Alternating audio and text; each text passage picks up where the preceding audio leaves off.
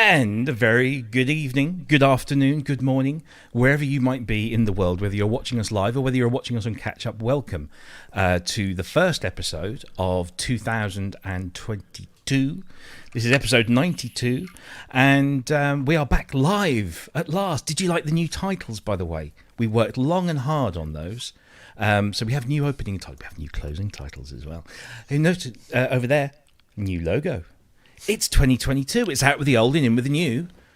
And I'm a poet, and I didn't even know it.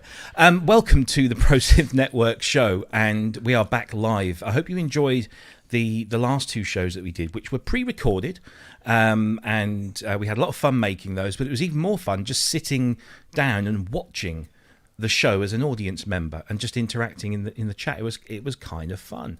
Really enjoyed that. So yeah. Welcome to the show, and we've got a great guest to kick off the new year with. We haven't got a huge amount of news topics because there just isn't any because of the time of year. But we've got some stuff that we're going to talk through, some interesting bits and bobs, some which you might know about, some which you might not know about. We've also got our competition winners to announce. We'll do that very shortly. And somebody's going to be walking away today with around $850 worth of plugins. So stick around if you've entered that and see if you've won. First of all, I'm going to go and bring in my co-host from up north, Mr. Ben. What's your last name? I can't remember what your last name is, mate. Ben Simpson, that's it. Yeah. Mental blank there. How you doing? I'm freezing up here. It's grim up north, yeah. It's really cold. So you'll have to excuse the headgear, but... you look like the burglar again, yeah. Yeah, it's not a good look, but... How was your Christmas break? Oh, it was really good. Yeah, I really enjoyed it. Chilled out. The most active thing I did was go and watch Spider-Man. That was, right. Any good? Yeah, it's really, really good. That Cool. I've still not got my computer up and running. That's the laptop running through it at the minute. So I've not really done anything musically all over Christmas. But did you gig? Yeah, I did 2 gigs. Okay. Yeah. So you got I can't remember where they were, but I did 2 gigs. They were that good. Yeah. Excellent. Good stuff. Did you get anything nice for Christmas? Anything musical? No. This year I didn't get anything musical at all. It's all too expensive, isn't it? You know, like you can't say to somebody, I want, I don't know, Profit 5. You know, so. I suppose you could get like, I don't know, a key step or something, but I don't really need anything. Well, you could ask for it, you just won't get it. You know. Yeah. No, I got a nice stereo for my van. Nice. So, well, there you go. I was happy about that. Yeah. There we go. All right. Cool. Great to see you again, mate. And let's bring in our special guest for the week. You got to know him back end of last year when we reviewed his wonderful. Award-winning, rave review receiving book, Synth Gems 1. Try and get it without the light reflecting off there. Of course, with a foreword by Vince Clarke, written by none other than Dr. Mike Metlay. And I will bring you on screen as soon as my computer starts behaving itself right about now. How are you? Hello, all the nice people in the computer. How was your Christmas and New Year? It was blessedly quiet, actually. Cool. It's been a crazy year. Synth Gems 1 really beat me half to death. It was a very, very hard job, and I've basically sort of spent the last 6 weeks going just doing some recovery, yeah? Yeah. Rebuilt the studio, which is why the camera now faces the ugly part. All the cool stuff's in front of me. Sorry, guys.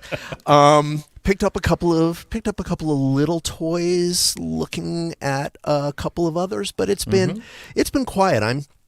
For any of you who are out there in the USA, I'm selling gear. So, if you wanna hook up with me, I got some pieces I'm unloading. Anyway. Nice. Excellent. No, well, doing great. I think it was kind of a general thing that everybody's Christmas was pretty quiet this year, and I guess for obvious reasons. You know, the fact that we're still battling a nasty little virus out there, and some of us are battling more than just one nasty little virus. Rob, I'm so glad to see you feeling better. So am I. You had us a little worried. We were afraid you were going to empty yourself out and be hollow. Yeah, well, I have lost a few pounds, but I just noticed that I haven't shaved literally because I only started feeling better like yesterday. And it's finally vacated my system along with everything else. He hasn't shaved, Ben. Yeah. Well, Ben's looks nice. Ben's looks stylish. Mine, and the thing is, I'm also now making up for all the beer that I didn't consume over the last kind of 2 weeks. So, yeah, Ben, and if he vanishes in the middle of the show, I'm afraid you're going to have to. Well, I thought stand over to you. I genuinely thought it was last Friday, that I was over it. Because I thought, oh yeah, I haven't had any cramps and I haven't had to run anywhere. And then all of a sudden, it was just like Montezuma's Revenge, and away was it. And so it had a bit of a relapse, and but hopefully, touch wood, this is 2 days in a row that I feel much better. So thank you for everyone who expressed concern. Yes, we're there. I apologise for the rather unkempt look, but there you go. Good. Looks all right. Yeah, you're fine. So we've got some stuff to talk about. There's not a huge amount to talk about. But before we do that, I think we should give away some goodies because because we're still slightly in the Christmas spirit, and some of us are still the season. Indeed. Yeah. So we posed a question, or 3 questions, should I say, to people who were willing to enter, and they were to pick out 3 particular episodes of the show where certain things happened. And had I been fully prepared, I would have had the questions here in front of me. So I'm just going to go looking for those. So talk amongst yourselves. Why were you asking for 3 when I was only on 2? Well, you see, you got to get people looking around, you see. Oh, fine. So let's see. Here we go. So it was all done on there and that. And if I log into that, hopefully it will show me my form. Sign in. Oh, so much things I have to do just to swap my account. Oh, this is my preparation absolutely sucks today. We're fine. Here we go. Oh no, this page isn't working. Chat. Why won't I'm just glancing in the chat, and we're here we go. It's all good. Right. Okay. We have the questions. Let me just bring that there, and we'll stick it over there. Oh, come on. Right, here we go. Right, now let me get myself back on the screen. There, right, we're ready. We're good to go. So we asked 3 questions, and the first question was, in which episode of the ProSynth Network show did we discuss the Martinique AX73 plugin? And we gave you 4 options. It was really easy. You didn't have to even watch the show. You just had to look into the contents list, and that was that. So the answer to that was episode 80. And a bunch of people got that right, and some people didn't, surprisingly. So the next question was, in which 2021 episode of the ProSynth Network show did Bubba make an appearance? And the answer to that was episode 60, Bubba being Suit and Tie Guy's right-hand man with the Caterpillar STG Sound Labs hard hat.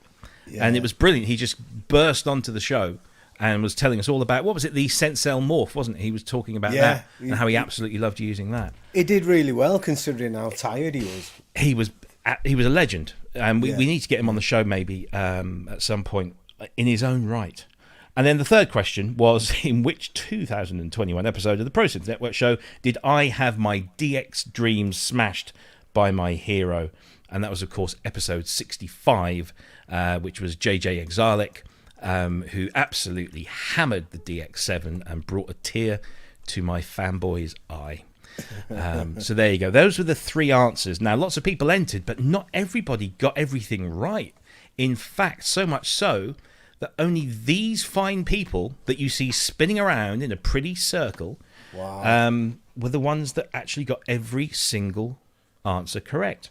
Some nifty graphics going on there as well. Oh, look at us. No expense spared. No expense spared. Yeah. Thank you to wheelofnames.com for this wonderful. No matter what it is, you can find it on the you can find it on the web. This is great. I mean, if you want the free thing to do something like this, it's fantastic. So, Brian Oliva, Dave Bolden, Jim Glue, Wagyu, Paul Preston, Torsten Heinz, James Dyson, Graham Jones, and Jason Crouch. You are all correct in getting all three answers spot on, and so your names have been entered into the hat, and we will now pick a winner, and the winner will receive, and this is a great little package. So if you didn't get much for Christmas, we're going to make it up to you. So you're going to receive a copy of each of the following: Martinique's AX73 plugin, which is a superb AX73 emulation. The Tai Chi reverb, which is brilliant and still Ben's favourite reverb, by Reverb Foundry, donated by them. Yep. Sampletron 2 from IK Multimedia, which is massively detailed. I wish I'd entered the contest all of a sudden. And then lastly, P42 Climax by Pulsar Modular, which is their stunningly accurate emulation of the classic Wolfbox DI line amp. So there's an instrument, there's a couple of there's two instruments and two effects. I mean, it's you can make a whole production with that lot, I think. And sum total price is around $850 if you went and bought those at full price. So somebody, one of these names that's currently spinning around on the wheel right now, is going to get an email, maybe tonight, maybe tomorrow, with 4 license codes to add to their list. So, are we ready? Shall we do this? Yeah. Let's shuffle the names around. So there's literally, I'm not doing anything else here. Just going to shuffle those names around. It's all entirely random. It's exciting, this. We need a drum roll. Yeah. Here we go. Who is going to win?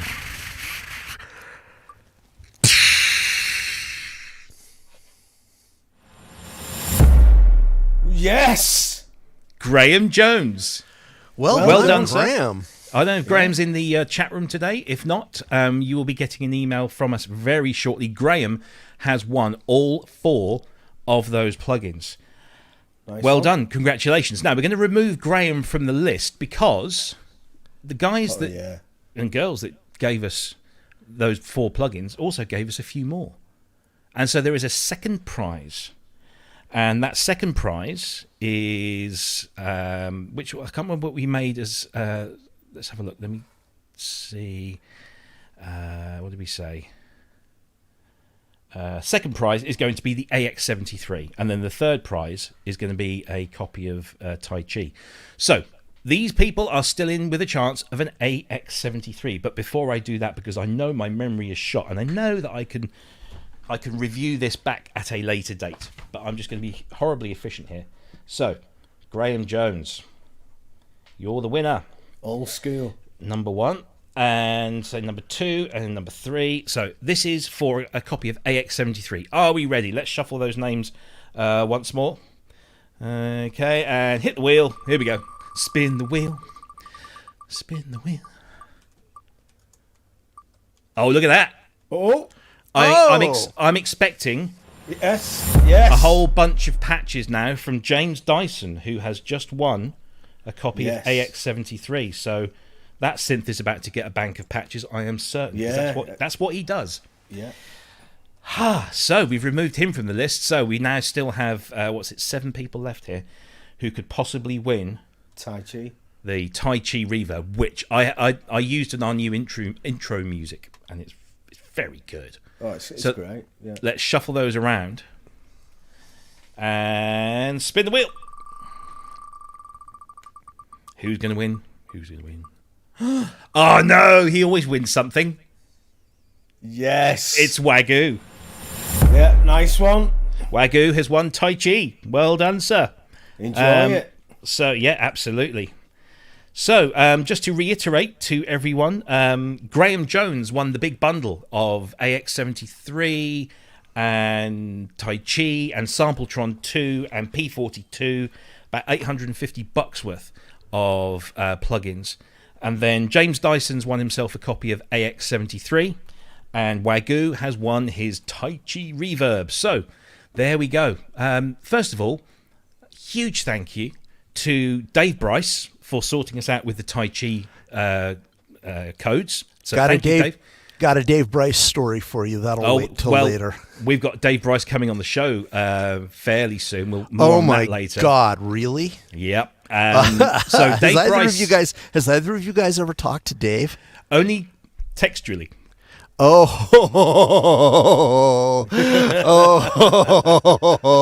If you guys ever want to just kick back for 2 hours and not say a word, get him and me on the same show. Well, there we go. We might just do that. No, he's amazing. He's a wonderful guy. But if you think I'm a bundle of energy, oh God! Well, listen, I've been emailing backwards and forwards with Dave for the last few weeks. For various things. He's been very generous. He's sorted us out with some licenses to give away, which was super cool of him. And he's also sorting myself and Ben out with some hardware, which is going to be super cool. And we are very grateful for that. No, he's an amazing guy. And he's a huge supporter of the community. Yeah, absolutely. I've experienced that firsthand. So huge thanks to Dave for the Tai Chi licenses. Oh, and he's in chat. I got to hassle him in chat. Oh, there you go. And we also have to thank. Who else? Martinique for donating the AX73 licenses, and also Paul Kaufman of IK Multimedia here in the UK, who donated very generously the Sampletron plugin, and of course Ziad, who heads up Pulsar Modular. And he gave us the P42 licenses to give away. So a huge thanks to Pulsar Modular, to Martinique, to Reverb Foundry and Dave Bryce, and to IK Multimedia and Paul Kaufman for their help in giving us those prizes that we have just given away to all you guys. So Graham Jones, James Dyson and Wagyu, I will be in touch with you in the next 48 hours with your codes, and I hope you enjoy those. And if you didn't win today, I'm sorry. We'll try and do some more giveaways throughout the year. But please do go and check out those products because they are exceptional. And in chat, Dave says he's in. So when you do get him on the show, I'll happily be a guest host. Excellent. Okay, we'll see what we can set up. But we'll talk about coming because we have. Do you know we said back end of last year? We said next year we're going to maybe take the foot off the gas a little bit with our guests. Yeah. Spread them out a little bit. Because otherwise we just it's really busy and it's really difficult sometimes to get these people down. We're booked up now for almost like the first 3 months of 2022, which is just amazing. Yeah, how's that working out for you? That slowing down thing. I know. I mean, it's almost like you guys got over 1,000 followers or something. That's crazy. And the thing is, people are calling us and say, "Can we come on?" And we're like, "Yeah, of course." And we have got some delightful irons in the fire. I can tell you now. Oh, Rob. Mm-hmm. There is one thing we need to mention before we go any further. Yeah. Which is that there we go. There's our first one. Thanks, Wagyu. Hit the button, donate, please, because PSN can use your help in defraying some of its expenses. So we love you guys for whatever super stickers you can do. Your support is just so much appreciated. I was going to get the kitty started, and then the little window came up and said, "Oh, hi, we have on record this credit card of yours that's 3 years out of date." Oh. And I said, "Well, I can't use that one." And they said, "Well, dig one out of your wallet." And I don't have my wallet, so I owe you guys a tenner. Oh, you're fine. Don't worry. No, thanks, Wagyu. As always, hugely generous of you. Well, congratulations. You just bought yourself. No, you haven't really. That's great. But yeah, as I said before, and as Mike has just said, we live off the donations of great people like Dave Bryce, Paul Kaufman, Ziad at Pulsar Modular, the guys at Martinique, all of these people that donate prizes that we give away to you, but also you guys that donate your hard-earned to our funds. And there's another one that's just come in. Thank you very much, David Serchek, for that $20. It is super appreciated. And as Mike pointed out, everything here is funded by you guys. You keep us going, and if you keep paying us, we'll keep doing this. It's that simple. And hopefully we'll put, because we have expenses and certain things that cost certain amounts of money, but we'll have some left over, and we'll put that to good use as well. We're not raking any profits in. But we have some plans, shall we say, that we might use the funding for to provide superb entertainment for everyone here. But anyway, it's great to be back. I really missed doing the live stuff. So yeah. It was strange recording it, wasn't it? It was. Because you don't get all the interaction from the audience. Exactly. And guys, thank you so much for having me back on your first show of 2022. Thank you for coming. I love these guys. I love you guys, and it's always just so much fun. The feeling is absolutely mutual. So let's do. So there's not a huge amount of news this week, and Kent, he does already have a monthly thing, and then he gives us that as well. What a twonk. Bless him. Spent a few hours on the phone to him this week as well. As always, it's very good and very enjoyable. So what was I saying? Yeah, there's not a huge amount of news because it is that kind of time just after Christmas. Things are quite quiet. So there are a few little bits that we've picked out which we'll talk through. But what we wanted to do today is talk about, and this was Ben's idea, and I think it's a really good idea. It is. We're going to talk about what we think and what you guys think might happen in the world of synthesizers and music technology in 2022. And then what we'll do is the last show of the year, or around the last show of the year, we'll see how right or how wrong we were. Will Yosef, Manga Talk. Thank you very much. Thank you very much indeed. I don't know what 60 Danish kroner is in like proper money. It's about a tenner. Is it? Oh, yeah. Superb. Excellent stuff. Superb. Most of Europe went to the euro. I can do that. Yeah, no. I because I work for Bukes, I do kroner in my head. Oh, of course, indeed. So that's what we're going to do. We are going to kind of do some predictions, and we'll see how right or wrong we were in about 52 weeks' time, which will be quite cool. Also, I just want to shout out to Andrew Brooks. I don't know if he's in the chat room, but it is his birthday today. He is. So happy birthday, Mr. Brooks. We've got some great Sheffield-based news for you later on in the show. So happy birthday, sir. I hope you've had a great day, and sit back and enjoy the rest of the show. Right, let's do some news topics. And the first one, this is not so much a news topic, but this is something that popped up in my feed over the kind of Christmas New Year period, and I sat down to watch this with some hesitancy because I thought, this could either be really good or it could be really awful. And thankfully, it was really, really good. And I'm indulging the side of me that is distinctly FM, but everybody drink. Yeah, take a sip. Well, there is no wireless MIDI here. But this is Daniel Fisher, the great Daniel Fisher from Sweetwater, using, I guess this is his boss's DX1, which was featured in the Syntor video, where the guy from Syntor kind of like traversed the entire continental US to find this DX1 and bring it back to Sweetwater. I'm sure it's Sweetwater. But Synth Clips, a new explanation of FM synthesis, and he's using the DX1 to do it. Here at Sweetwater Sound, and on today's Synth Clips, we are going to demystify FM, or frequency modulation. Now, the one thing about the DX1 is that it has this wonderful display at the top where it literally shows you all the algorithm details. It shows you the envelopes, statuses, and the values, and everything is like nicely clearly laid out, unlike pretty much every other FM synthesizer that followed. And he uses this DX1 to really just simplify the process of what frequency modulation in Yamaha's eyes is. And I will slap the first person that comes up in the chat room and says, it's not frequency modulation, it's actually phase. We know, but this is just what Yamaha call it. So, anyway, they use this this beautiful, beautiful machine. And it's about half an hour long, and apparently it's the first of a number of videos. And there's some great shots, overheads of the DX1 there. And he uses the great displays of this wonderful machine to explain FM synthesis in what I think is probably the best way ever, because he's a really interesting, engaging guy. It's a really interesting and engaging synthesizer, and his use of the terminology and everything is very simple and straightforward. And, I'm sat there just nodding my head saying, yep, this is it, this is great, this is what people need to hear to get exactly what it does.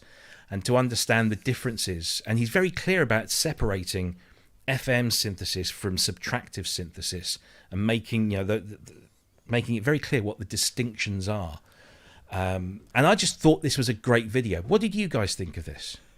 I watched it, and I honestly, I've dabbled in FM, and I know the concept of it. I understand the operators and the algorithms a little bit, but the way that Daniel explains it in this video, it's like it makes it seem so simple. It's like, why didn't I understand that? It's like, it makes perfect sense. So your bottom row are all audible. Anything above that is a modulator, and it goes. It's like a knock-on effect, isn't it? The way that they work, and it just, watching this video, it finally clicked with me. Like I said, I had dabbled with it. I wasn't sure what I was doing with the algorithms. It was just. I knew that it put them in a different order, but I wasn't really sure what that order was doing. And I knew that I could get different tones by changing the algorithm, but now I know what's going on, and it's purely through. He's took a really complex, potentially complex sound programming system. And the video's only 36 minutes long, and he's effectively explained how it works in 36 minutes, which I think he's a great presenter for this kind of thing. He's always been great, but this has got to be like one of his best ever. This, because you do understand it by the end of it. I'm no genius, and I got it. It's great. The thing is that. FM synthesis, the way that Yamaha did it, is not the entirety of FM synthesis. There are many ways of doing FM synthesis. The algorithmic way was the way that Yamaha came up with, and they did it to kind of simplify it, but at the same time they stuck it underneath, certainly in the most popular models, they stuck it underneath this kind of impenetrable menu system. Whereas on the DX1, if you had the luxury of having a DX1 with all of its displays and knob per function type things, it obviously was a lot clearer, but we don't all have access to it. But you some can of take, us do. Well, yes, indeed. Well, as somebody has pointed out in the chat room, my DX1 at the moment, I say my DX1, the DX1 that's currently in my custody, doesn't sound like that. In fact, it sounds quite awful at the moment. But there you go. But the principles that are shown here can be applied to pieces of software that you can get for free, like DXZ or the Plog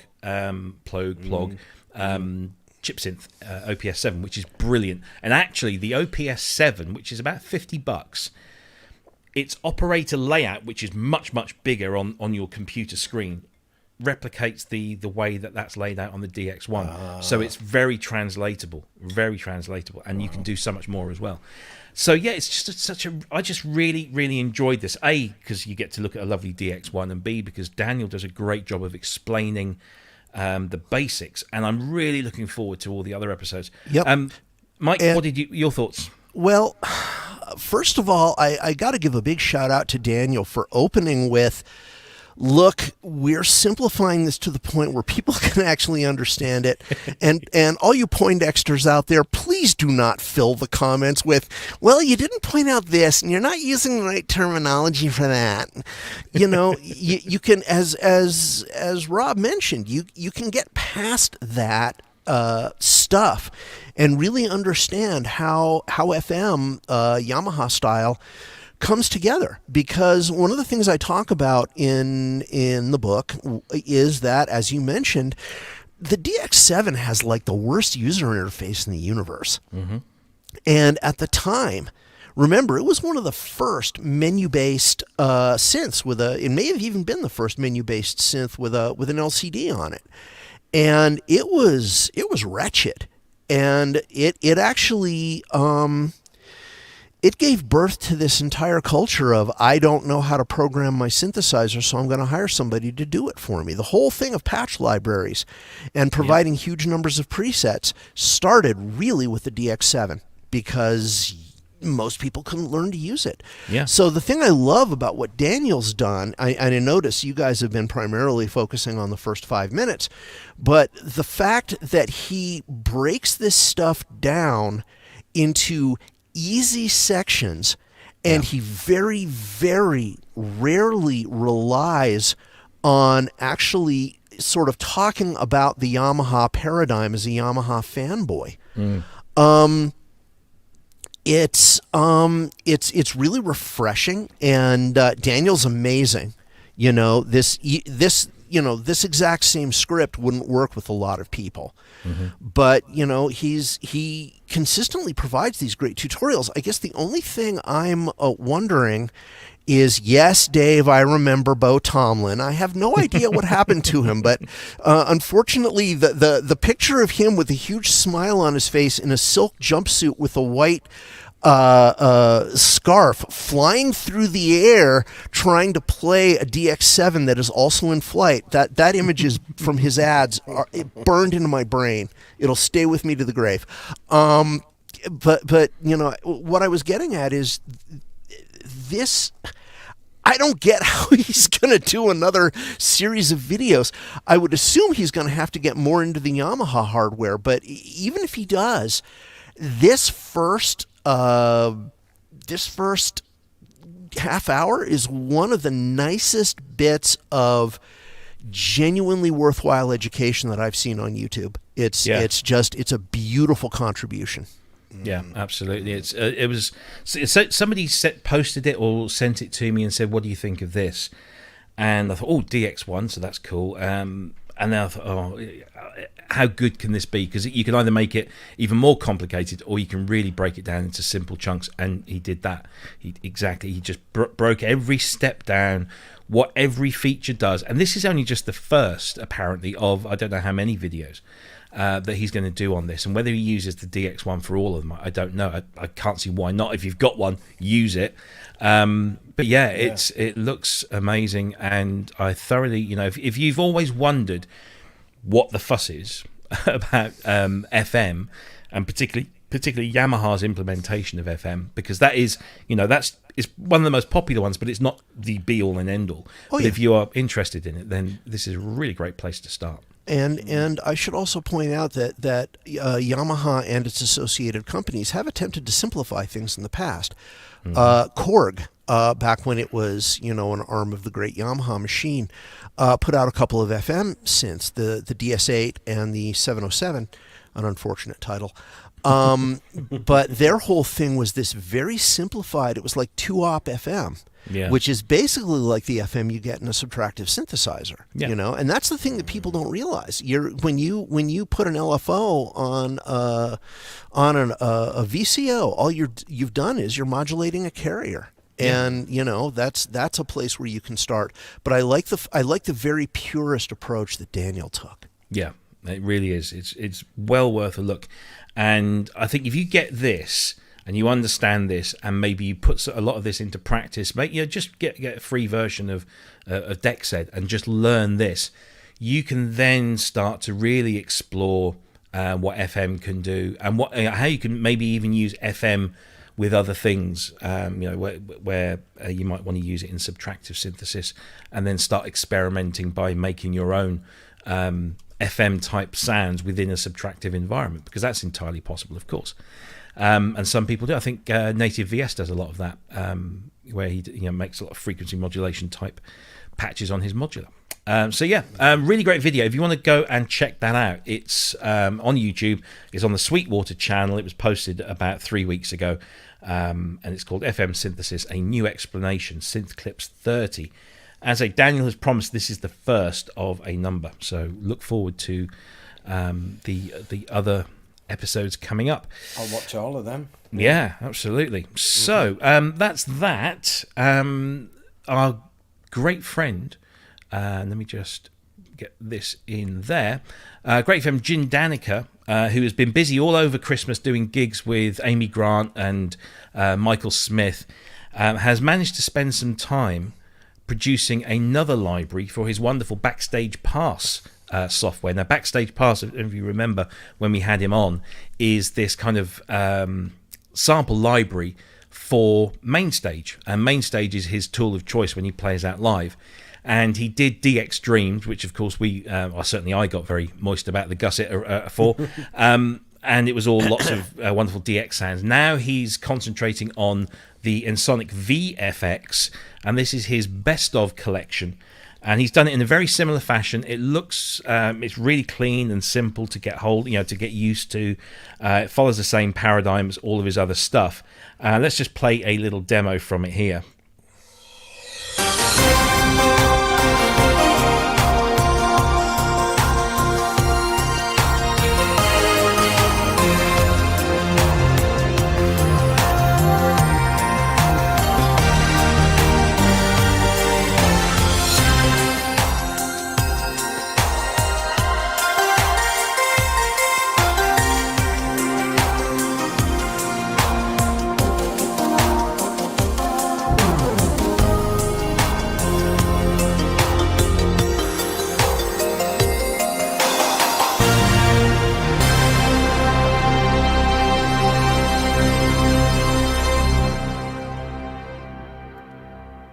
I just think that sounds amazing. I know that Jim is a great keyboard player and a great programmer too. But this is a wonderful collection of, if you're into that VFX sound, and face it, who isn't? 850 megabytes of meticulously sampled content from the Ensoniq VFX, and he does everything. He puts custom reverb impulses in there from the AMS RMX16 to really give it that authentic sound. So literally right off the bat, you can have some amazing sounds, and it is primarily designed for live users who use Mainstage. But of course, this can also be used within Logic as well. So if you are just wanting to do this, for your own home productions, I'm not in sure Logic, if you can do that. Is he also doing a Contact version of this one as well? Yes, it's on the way. It's in development. Yeah, exactly. So Contact is definitely in his plans. And he's also got, there was something else that he was working on. Oh, that's it. It was the pianos, which I'm not sure if they're available yet. But he was going to be doing these kind of classic digital piano sounds in one package. And the thing is, you can load this all up into your Mainstage rig and then just pull all these patches out, and it just loads everything up really quickly. Obviously, you need a really large hard drive for this, because there's lots of meticulous samples in there. And everything he does comes with custom TouchOSC profiles, specifically designed by him and used by him on a day-to-day basis in his live rig. So it's road tested. It's really good stuff. Yep, and getting a TouchOSC, he does recommend for the full effect, you should get a TouchOSC iPad remote controller, and the bridging software to your computer is free. So exactly. Yeah. It's fantastic stuff. Yeah. Thoughts on this, guys? Well, back in the mid '90s, and I hope Sergio sticks around for this, because this is the only story about that era that he's going to get from me. He was asking me to tell everybody about the history of how I sort of got everything started in the '90s, and nobody wants to hear that. It's an interesting story if you're into synth history, but whatever. But one of the albums that my ancient label Atomic City produced was a record called Shatterday, which was done by a gentleman named Joe McMahon. And Joe is primarily jazz influenced.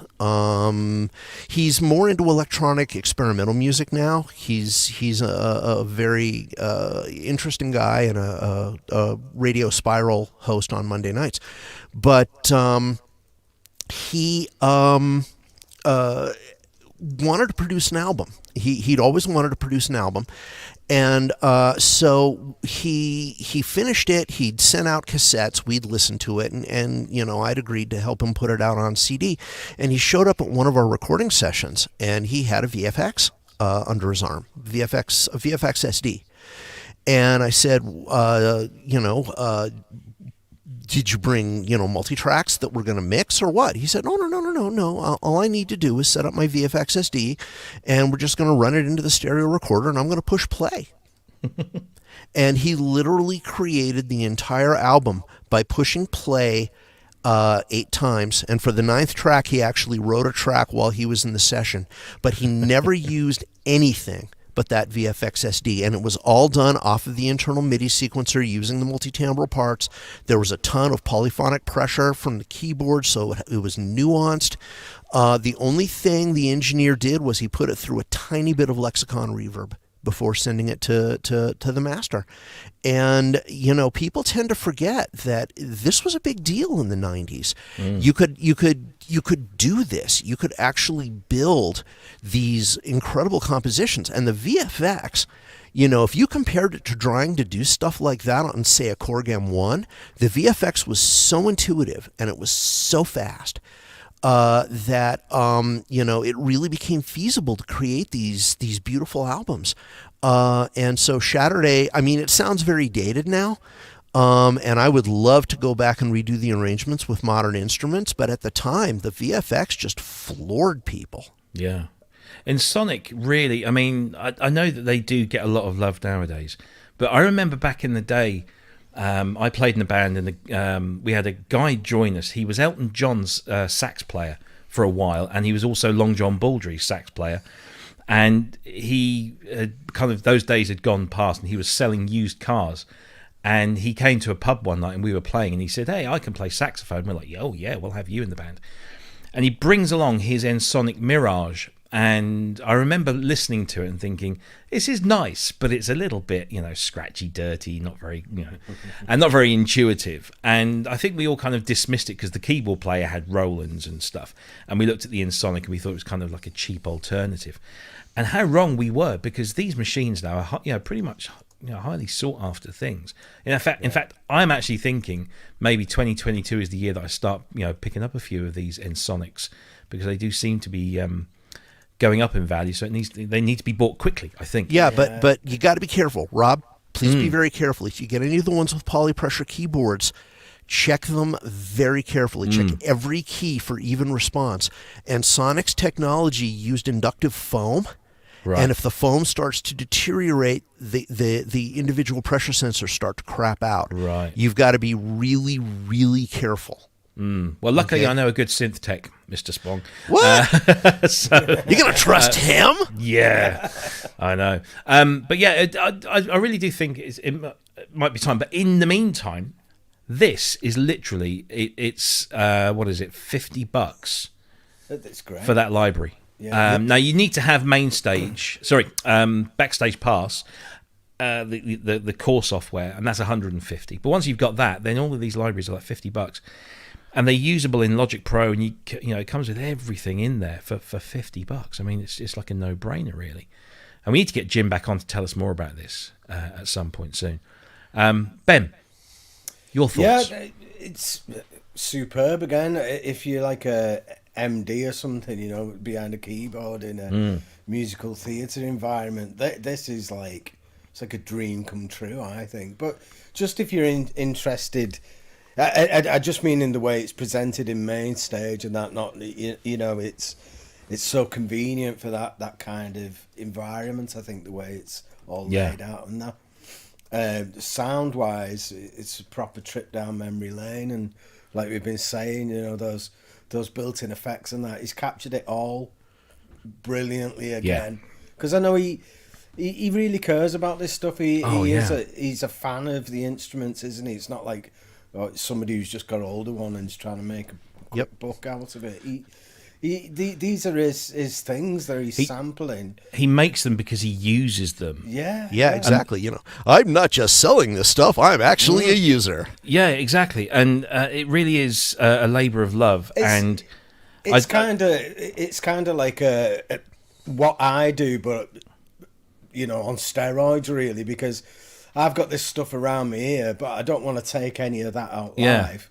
So I sample, but I cheat a little bit. I only sampled a bit of the, if something's in a particular octave, I only sample that bit, those notes, to keep everything running smooth. But Jim does the whole thing. It's multi-samples. Oh yeah, and this is Jim's studio, by the way. If anybody's wondering, in the video. That's his own personal studio. That's he's got his kind of 80s and 90s racks, and then he's got all sorts. He's a proper gearhead, and just a really lovely guy. And if you support him in any way, you'll get one-on-one support if you have any issues, have any questions. There's a few frequently asked questions there, and the last one is, do I have another question? Yeah, click here, and he will get back to you personally. He's just doing this on his own. This is a real labour of love, and we're big fans here for sure. But that's out now, and there's more coming soon. But the best of VFX is $49 for the library. But of course, there is the caveat that it is main stage and Logic only, so this will only appeal to the Mac users amongst us. But there is Contact versions coming, so if you're living outside of that world, then you can use this in Contact. So fingers crossed. As soon as those things happen, we'll get Jim on the show if we haven't already.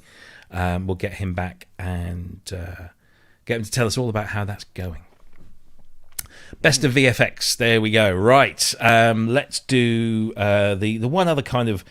Well, there's two things here, but this first one was a little piece of news, a new release.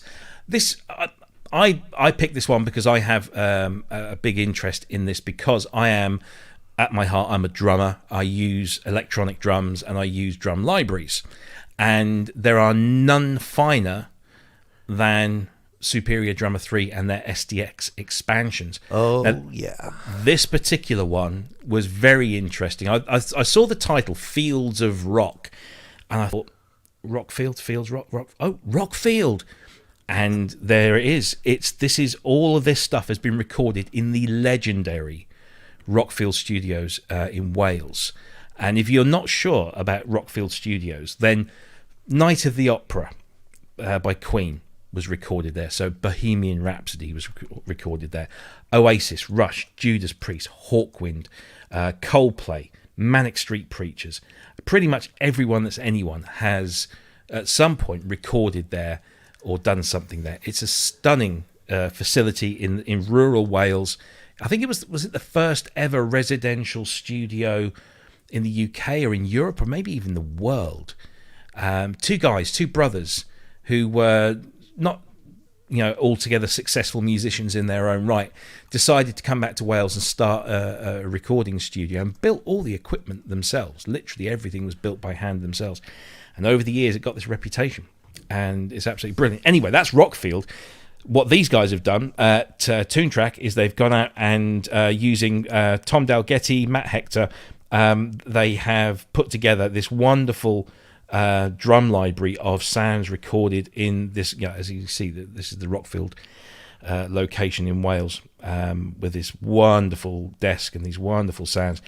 And there's a list of the recording history of this particular studio. Simple Minds, Empire and Dance. That was recorded there.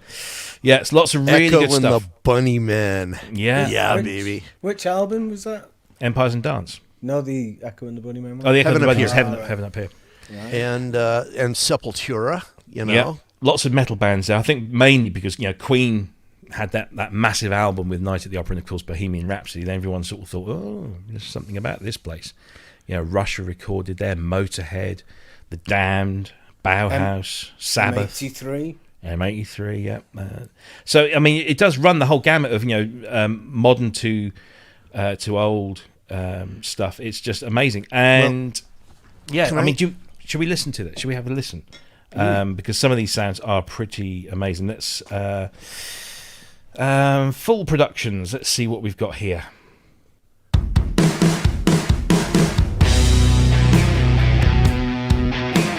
So obviously the drums are what we're listening for here. Let's try the drum demo in isolation.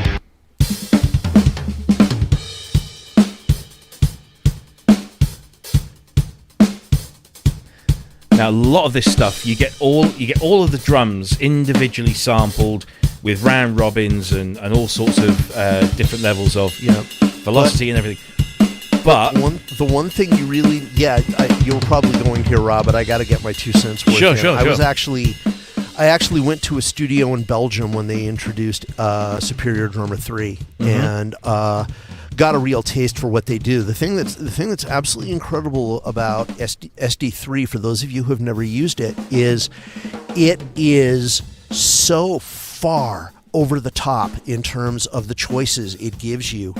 There is just you can move your microphones around. There's a virtual room. You have all these different techniques. It isn't just the sample round robins and the fact that you can build your own kit and so on and so forth.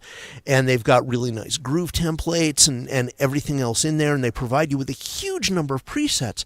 But the fact is, you can actually do a far better job with creating a realistic SD3 kit than you would be able to do unless you had a really big studio and a very, very impressive mic closet. You know, this is something which always sort of gets set aside. Oh yeah, great room, great rig it room, great drummers, great kits, which is always, you know, important. But then they take it that extra mile, 2 miles, 10 miles, you know, halfway around the world. So yeah, sorry if I interrupted, Rob. No, not at all. That's always, you know, what gets me. Is just that they provide just so much. Oh, and to the point where it's almost too much, because you think, oh, what can I use here? I've got so much to choose from. Because you get this wonderful mixer as well in the tool that allows you to say, you know, you can choose all the different mic placements, and you can combine things that you wouldn't, you know, an engineer would laugh at you, but hey, look, I can do this because I have all of this stuff to hand. It's so detailed, and things like cymbal bleed. You can decide whether you want it or not. So you can actually create these gigantic rooms, and you can actually hear the kit. It feels real, and you know, and then there's the choice of all these kits. I mean, the thing that got me was, you know, they have all the, you know, the percussion junk pile, and they have this beautiful modern Ludwig kit and a bunch of these traditional things here and there, which the drummer is Iggy Pop's drummer, by the way. I don't remember his name offhand. I don't have the thing up on the website, but he's amazing. He's incredibly tight, great pocket. But the thing that got me was they've got a set of the I don't remember, staccato, the modern Sonor Vibes drums with the curved horns that send the sound out into the room. Two of my favorite drummers in the world play Sonor drums. When I saw Chris Slade with Gary Newman 30 years ago this year, he was using those, and the sound was just incredible. It helped that Chris was Yep, there they are. And then, who was it? Martin Deller, who played with the Canadian group FM, who any Rush fan will know at least by one line. He's mentioned in... They're mentioned in Exit Stage Left as being their opening band for that tour, and Ben Mink plays violin on Signals. But Martin Deller's a great drummer, and his whole thing, he had this amazing sound that was all based on Sonor drums that were designed that way. So that was a wonderful thing, and that produces the most amazing stereo soundstage. It's like the drums are coming at you from all directions. It's really pretty remarkable. I just love, I mean, the moment I got Superior Drum, because I'd been trying different things with my E-drum kit, and I was getting, you know, reasonable results, and some people just kept saying to me, just try not Easy Drummer, because that's the kind of the budget version, but get Superior Drummer. You will not regret it. Get a nice big hard drive and get that. And I swear, it's just the most remarkable thing. You stick a pair of headphones on, and if you're playing a mesh head kit, a good mesh head kit, you really do feel... It's the closest I've ever got to playing real drums and not playing real drums, because the sound is so authentic. And it's not just the quality of the samples, it's not just the depth of the samples in terms of, you know, the amount of multi-samples that there is in each drum and each cymbal. And it's not just sticks, you know, you can have beaters and brushes and all sorts. And they're not cheap. I will grant you that. I mean, the application itself was about $350-400. Oh yeah. And then the libraries are anything, they're usually around at 159, although this is currently 120 on an introductory offer.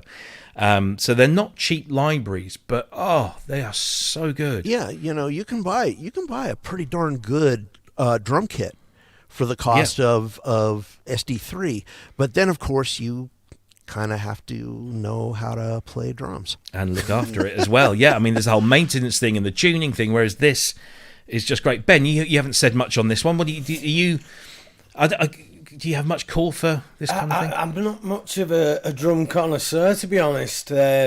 Most of my original music is usually very electronic, and anything that I do with electromantics is very rarely acoustic based, very rarely, and I've got battery for all that kind of thing. Yeah, but I've got to say, it's to me, I don't specialize in this area at all, but it sounded just like a real kit. I've done a lot of studio work, I've done a lot of recording drums, and that to me sounded like it was coming from the drum room, Yeah. And you're listening to it in the control room. It just sounded absolutely live and really well, recorded. Oh yeah, I mean the quality of recording stuff. It's great. I think for some, the likes of you, Rob, where you're playing it on a kit, it must be superb. That it's like a dream come true. But for me, I don't really need that level of complexity, But the thing is, with Superior Drummer and with Easy Drummer as well, you can use it as a drum brain for your e-drum kit or your pads or whatever. But it comes with this wonderful set of grooves, and you can buy MIDI packs. Oh God, the term MIDI packs, they said it. But you can buy, Toontrack MIDI files with live drummers actually playing this stuff in, and then you can just play it back. And you can use this as a full-on drum machine, but of course you've got this massive library of superbly recorded sounds literally at your fingertips. And I mean, I'm getting this at the weekend because even though my drums aren't set up at the moment, I can't play it. The discount is too tempting to miss. Ken Lewis in the chat room asks if I'm using pads as my MIDI control.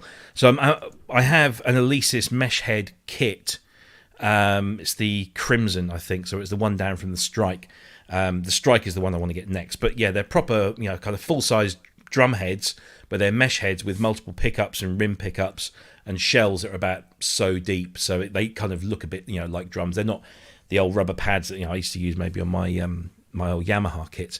But yeah, I'm using that. And then I also have an Alesis perk pad, I think it's called, which is a bit like the Roland SD, whatever it was, the rubber pads all SPD. kind of gridded off. SPD, that's the one. Is it a bit like that one? Bit like that, yeah. It's a little bit smaller than that, but yeah, that's the Sample Pad Pro. I've got the perk pad, which was kind of like the smaller version. But it's got built-in sounds, but you just stick it into MIDI. Well, yeah, but that's some of the perks. Yes, but yeah, it's all good, and you can use it. Say, as if you're a drummer, it's great as a sound source. But if you are such an amazing upgrade to the stuff you usually get in a drum brain, absolutely, with the possible exception of the really high-end Rolands, which I would say it's better than them. I've tried. Wow. I've tried some of those TD50. I think was the last one I tried. And yeah, I mean, they're great, but they are modelled. Right. Mostly modelled, whereas these are... And I've tried... what's the other one? Modo Drum, the IK Multimedia one. Again, that's mostly modelled. And there's just something... I don't know whether it's just me subconsciously thinking, oh, well, these are modelled, so they're probably going to be slightly inferior. But to me, there's something very slightly artificial about them. Not saying, I mean, certainly the Roland drum brain sounds are better than pretty much any drum brain. They're way better than the stuff that Alesis provide, which I think are Medallia brains that they've just rebranded. But nothing. For me, I've tried lots and lots of things. Even lots it's of sample extraordinary. Ones. It is extraordinary. The one thing I should mention, Wagyu brought this up, is for those of you who find SD3 intimidating, which is like 99% of the universe, They also make a product called Easy Drummer. Yeah. And Easy Drummer is incredible. It has a lot of the basic features that you get in SD3. It's very easy to use. They've got nice presets and loops. You can get new grooves and packs and kits. The thing that's really funny, though, that always comes up, they've got an enormous library of kits for Easy Drummer. But God, do Toontrack love heavy metal? Oh yes, that's my God. my only criticism. Yeah, and that's why I like this one, because it's less. Yeah, metal. But their collection of metal packs, black metal, death metal, gods of metal, the prog demigods of metal. Is it Prog Foundry? I think that's a really good one. And they've also got a nice Latin kit. They've got a beautiful jazz kit. They've got a couple of electronic experimentation kits. Yeah. But boy, if you want metal, if you want just like absolute metal, what do you expect? They're a Scandinavian country, and Finland has more metal bands per capita than any country in the world. Absolutely. Yeah, and the other thing is, if you invest in Easy Drummer and a little later you think, oh, do you know, I'll go to Superior Drummer. Everything in Easy Drummer moves. So so if you buy Superior Drummer and maybe you invest in the one big library, because even the standard library that comes with it, I thought Superior Drummer 2's standard library was impressive. Superior Drummer 3 is way beyond, but. If that's too much for you, then you can just buy these small Easy Drummer packs, which they frequently have on offer. They very rarely discount the Superior Drummer stuff, very rarely. But when they do, it's generally the lesser titles, because they've got the Hansa Studio title, which is one that I keep wanting to buy. And then there's the engineer who recently passed away, Al Schmidt. Oh, the Al Schmidt library. Yeah. I didn't know Al very well, but I had a chance to interview him and chat with him a few times before he died. He's an extraordinary guy, and boy, did he have ears. Yeah. So, it is, if you're not familiar with Toontrack and you're trying to get realistic feeling and sounding drums into your production, it ain't a drum machine. It ain't necessarily very electronic or experimental, but it's just gorgeous. It's realism. Yeah. And that Toontrack deserves such a big tip of the hat, because they bring this stuff within range of people who just can't put in the resources to do it themselves. Yeah, absolutely.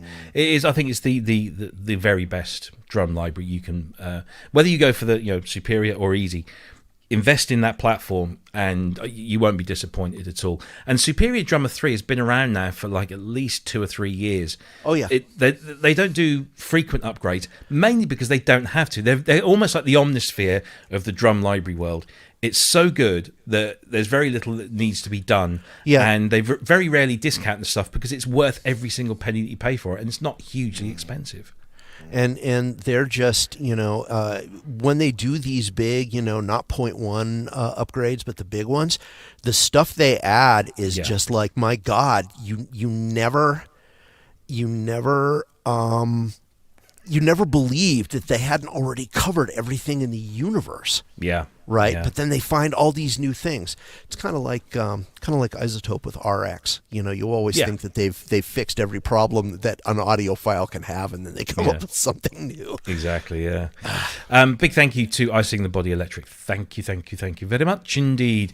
He'd like to support the show, even though I don't understand most of it. Oh, I hope that's not true. I hope that's just a joke. But thank you anyway.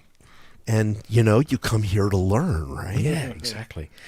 So the Superior Drummer, that is the Fields of Rock Superior expansion. It's normally €159. I do believe if you go to somewhere like timeandspace.com, you can get it for $120. That might have finished, it might not.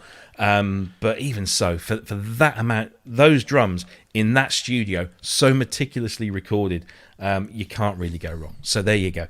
So that really is kind of like the final piece of news that we have. We've still got an hour. Yeah, but we're going to do our predictions.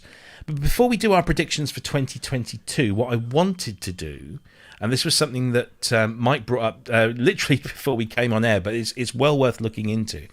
Thomann over at in Germany, the big online retailer. Oh, by the way, David Ramirez, thank you very much. They released their top 20 selling synthesizers of 2021.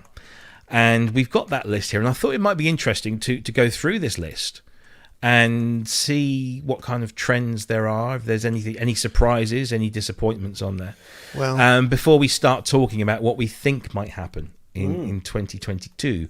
So let's bring this list up onto the screen. Now, this came via the Music Player forums, Music Player Network forums. MusicPlayerNetwork.com. There we go. The labor of love for David Bryce, actually. Of course. So David, yep, and he's kept it going for years and years, and it's a wonderful community. I recommend it very strongly. Yeah. So this list, let's share the list now.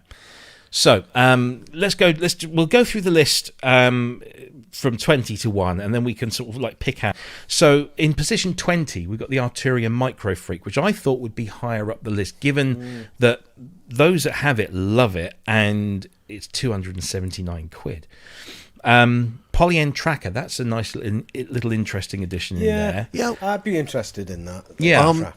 Kim Bjorn, the publisher of Bukes, got one, and when he was on a break between books, and he was basically hanging out far away from everywhere, I told him I needed a half-hour track from him for a compilation we were doing, and he said, "Well, but I'm away from my studio." I said, "You brought your tracker with you. Get to work." Yeah. And he did this beautiful, beautiful track on the tracker. What I find interesting is those bottom two, I would actually consider to be the only ones on the list that are not just rehashes of existing technologies. They're the two that are genuinely innovative, and everything above them is just like more of the same. Yeah, absolutely. I know Rands, of course, he was back on air tomorrow at, I could never remember whether it's 1 p.m. or 2 p.m. UK. I'm sure Andy Brooks will tell us. But he's got one. He loves his Polyend Tracker. And I've really enjoyed watching him and how it works. It's something it's kind of like in my periphery. Then we've got 18 and 17 Behringers, DeepMind 12 and the Monopoly. What's interesting is that the DeepMind 12 is holding on. It is, yeah. But the thing strange. It's great value for money, isn't it? It's a 12-voice analog polysynth. Well, realistically 6. If you build it up. But the thing that's interesting about it is it's Behringer's first product, and while there are nods to certain UI designs, it was original. Yeah. It was not like anything else out there, and big ups for that, for actually doing something that was sort of not looking back, but actually looking forward a bit. And they had the original AR stuff. They had the ability to expand the interface with an iPad. It's quite a remarkable machine. It really is, and they deserve props for that. Oh, it's got like built-in Wi-Fi and everything. It was quite bold, really, and I've got one, and it is influenced by the Juno one. Yeah, it's got a Juno front panel layout, but it's a cracking thing for that amount of money.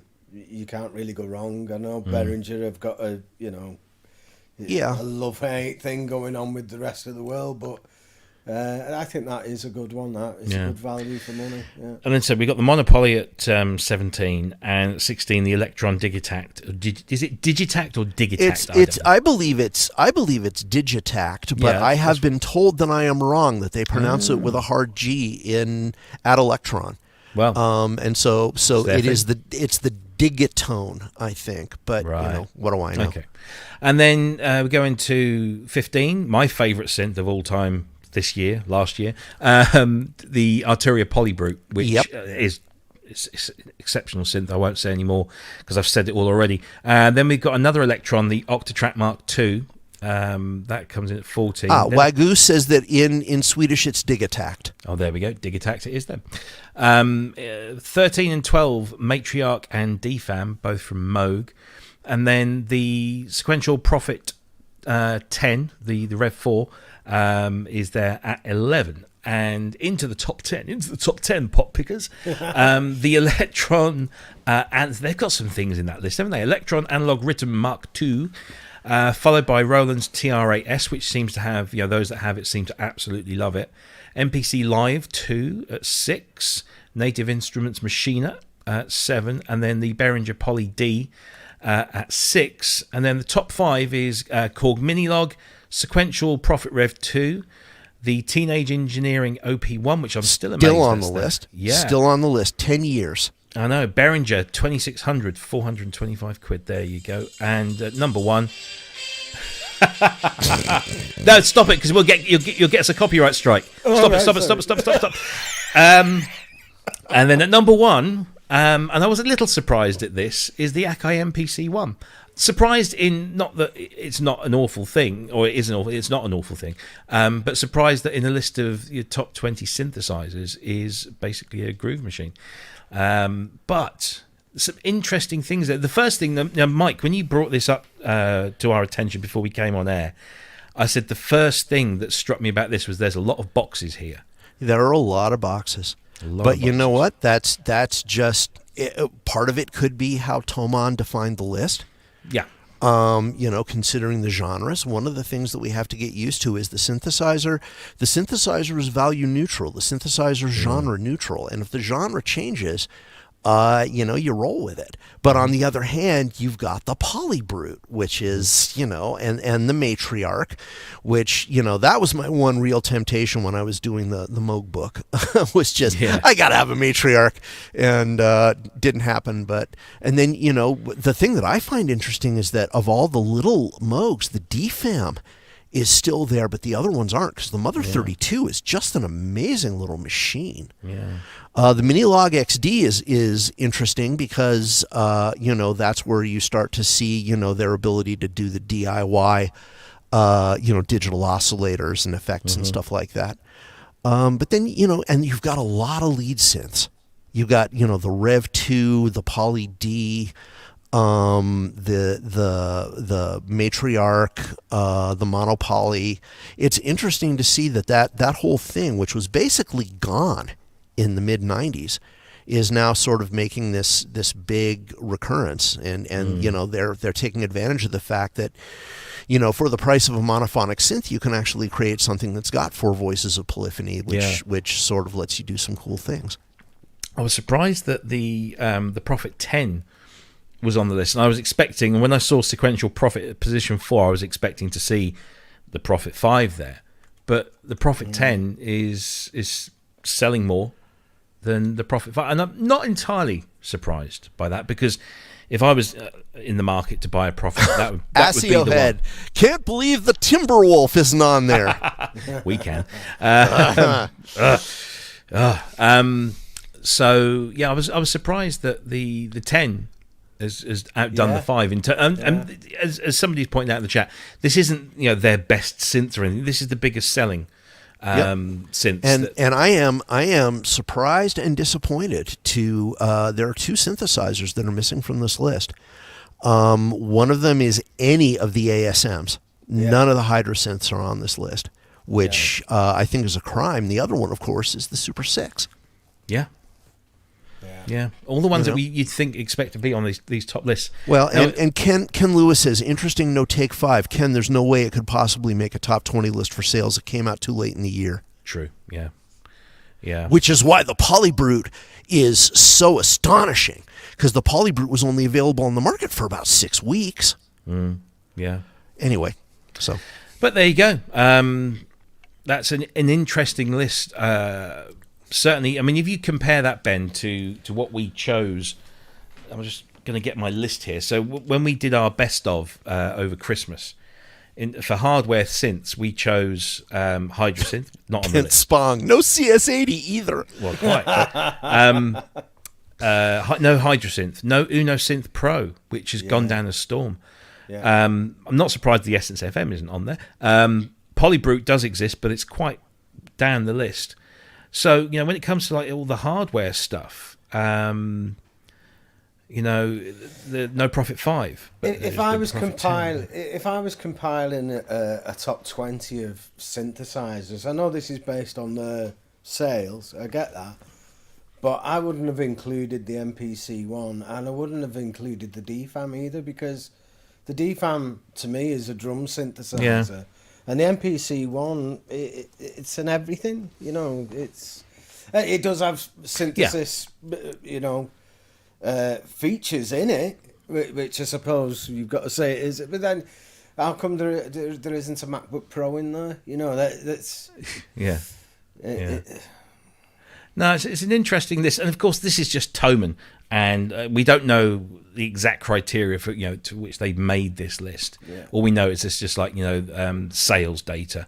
So, yeah, I mean, could there have been an effect? I mean, actually, here's a good question which just came up in chat. It was from I Sing the Body Electric, which was, and it would explain a lot. Is this by total number of units sold? Or is it, no, it says here, this is based on sales that generate the most money for the dealer. Right. That's why the Prophet 10 and the Polybrood are on there. Because you sell one of them and that's worth, you know, 3 or 4 of any other. Yeah. No, that makes sense. Yeah. So the list would have to be prorated. But you've also got to think that, I mean, the Hydrasynth isn't on there. But then the Hydrasynth Deluxe and Explorer only came out back end of the year and aren't even hitting people's studios yet. And the original Hydrasynth, whilst it's still very popular, probably was, you know, kind of maybe starting to reduce in terms of sales volume over the years. Over the year. And also, I mean, I was talking to Kent this morning, and he made a comment somewhere about where's my goddamn Hydrasynth Deluxe, and I think it was Ken Flux Pierce who said he said, if you want it, jump in the sea and swim to the ship that it's currently sat on, because that's where these things are. They're a lot of them have started life living at sea for a few weeks. So maybe that's got something to do with it, and I think that might even feed into our predictions. But that's an interesting list, nonetheless. And you know, so it would be nice to actually kind of see the exact criteria to which they made that list. But nevertheless, that was an interesting kind of look back on 2021. And if you want to know what we at the ProSynth Network thought was cool for 2021, go back and watch our Christmas show, our Christmas Eve show, which was episode 90, I think. And you can hear what we all thought were our favourite hardware synths and software synths and effects. And we even handed out awards, didn't we, Ben? We handed out awards to the manufacturers. So and they're very grateful. Yeah, they were very grateful, and very nice. That's quite nice. Quite nice to see that they recognise it as worth having. You know, absolutely, yeah. So 2022. This is going to be an interesting year for lots and lots of reasons. But we thought it would be interesting to look ahead for the year and think, you know, where we might be headed in terms of synthesizers and music technology. And we also put this question to our members over on the Facebook group. And I'm just going to try and get that list up for you now. So 2022. Sorry, Ben. Go ahead. Yeah, I was just going to say we did put this thing up on it was a poll, and we put it in the group, and we put a couple of suggestions in there about what we thought we would see during 2022. Yeah, I think a couple of people in the group actually mistook that for what they would like to see. Sure. And not an actual prediction, but more of a wish list. Well, shall we have a look at that list first? Yeah, we got a little bit confused. Yeah, I mean, we a little bit confused is sort of our MO. We kind of like threw some options in there, and then we let everyone kind of put their stuff in there. And I'm sure there's some tongue-in-cheek comments here. And I do have to preface this both, and I'm sure this applies to Mike as well. Some of us are under strict NDAs. And if this was a competition to get predictions right for the year, we'd probably clean up.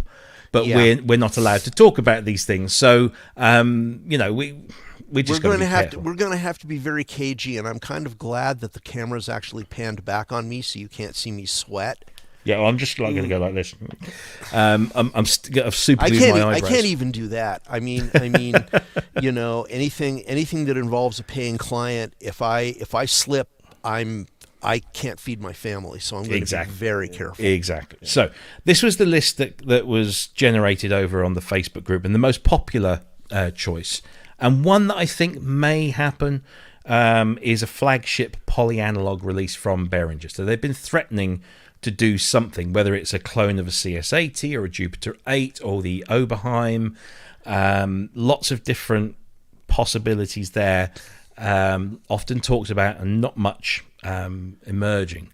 But that seems to be the most popular choice. Whether that's the people that really want it to happen or think it will happen, I don't know. But that was number one on the list. It doesn't surprise me. No, and it wouldn't surprise me if that was that became true. The next one on the list was sequential, and an OBX. So this will be Dave Smith and Tom Oberheim doing something. So that was kind of the second most popular potential thing. Osmo's Expressive E actually landing in the hands of customers. That would be nice to see. That's also probably a no-brainer, because at this point they are actually coming off the line. They're finally building their production samples. So in 12 months, I'd be horrified if they hadn't managed to get to market. However, I think we'd all not be 100% unsurprised if it didn't. Unfortunately. Yeah, it's a shame, because I know lots of people have invested money, and there's people in the chat room I know who have put good money down. Oh, I'm waiting for one. Well, there you go. I was in the second wave of advanced funding. Yeah. And Bryce is going to be getting mine. I'm going to review it for the Music Player Network, and I'm sending it over to Bryce. Because in the time I've waited since I invested in the Osmos, the Hydra synth came out. And it was like, I'm good. Yeah. Fourth on the list was, and this was my suggestion, and I'll explain why I think this might happen. And that's Yamaha getting into the software synthesis game. With some form of a Yamaha cloud or Yamaha collection of synthesizers. And the reason I say that is that they've been very non-productive in the innovation aspect of stuff. And I don't know whether that's simply because they just want to concentrate on all the montage-y, workstation-y type things and the other stuff that they do, or whether they are seriously looking at doing, rather than going down the route of doing a CS80 type thing, which I think lots of people would love them to do, that maybe like Korg and like Roland, they're going to revisit their lineage, their legacy in a software form. And given that we are living in a world where there are huge amounts of delays and pricing issues with components and manufacturing and shipping, software is the easy option, because you can develop software anywhere. You just need a computer, and you don't have to worry about distribution. You don't have to worry about shipping. You don't have to worry about component shortages. You can just do it. So I just wonder whether that might have forced their hand, and in the last year or two, maybe they've been, doing something. I think it's more wishful thinking on my part than it is an accurate kind of prediction. But I would like to see something. I'd like to see them come along with a new. Something totally unique again. Yeah. But... Well, we said this, didn't we, on one of the last shows, that Yamaha are I'm a huge Yamaha fanboy, and they have been quite awful in the last few years. Well, I'm not saying the montage is rough. The montage is great. The Modi X is pretty good, but where's the innovation? Well, here's the thing that I should point out. Yamaha is different on a very fundamental level than a lot of these companies. Yamaha is very, very much focused on a very broad market of musicians of all kinds. You guys have to remember that the whole idea of the GX1 followed by the CS80, is they were just exploring technologies to build the next good home organ. You know, the whole point behind the DX was we need something that will have a crisp, clean digital sound, preferably something that will replace a Rhodes, that the gigging musician can take out with their analog synths. All of their big innovations have been rooted in the idea of giving the average punter what they need. And in today's world of modeling and sample libraries and that sort of thing, that's what gigging musicians want. I once, not long ago, talked to somebody at Guitar Center, and my local Guitar Center, and said, you know, you guys have a lot of Yamaha stuff, but I'm not seeing much of the. And they just looked at me and they said, sales volume. Yeah. You know, for every electronic geek that comes in here who wants the latest synthesizer, 10 guys buy boring, quote unquote, Roland workstations. I mean, Yamaha workstations, because Yamaha gives them what they need. And, you know, so you guys have to remember that Yamaha is bigger. I don't know if Yamaha is, as a corporation, is bigger than all of the competition combined, but I wouldn't be surprised. Yeah. Yeah. They're a huge company, but they did have that kind of period, didn't they? From sort of 83, from the DX7 right up through till sort of the mid-late 90s. But that's because the technology was new. Yeah. But they were hugely innovative, and they came out with some really amazing things. Some of them were albatrosses, and some of them were completely sunk without a trace.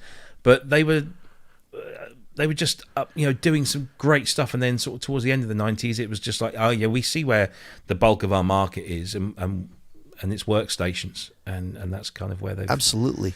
And yeah, you can't take that away from them. But anyway, that's Yamaha. So maybe we'll see something software-y from them. I would like it. It'd be nice. What would you like to see in a collection like that? Well, Rustic Inc. pointed out that they've tried software, but they did it badly. You know, they dipped a toe into iOS and ran away. Yeah, and they did stuff in the past with their XG stuff. So yeah, there was a software version. There was was kind of like hardware software combinations. But Ben raises a good question, which is, if they were to do a software collection, what would people like to see? I think everybody knows what's going to be top of the list. Well, obviously the DX11. Yeah.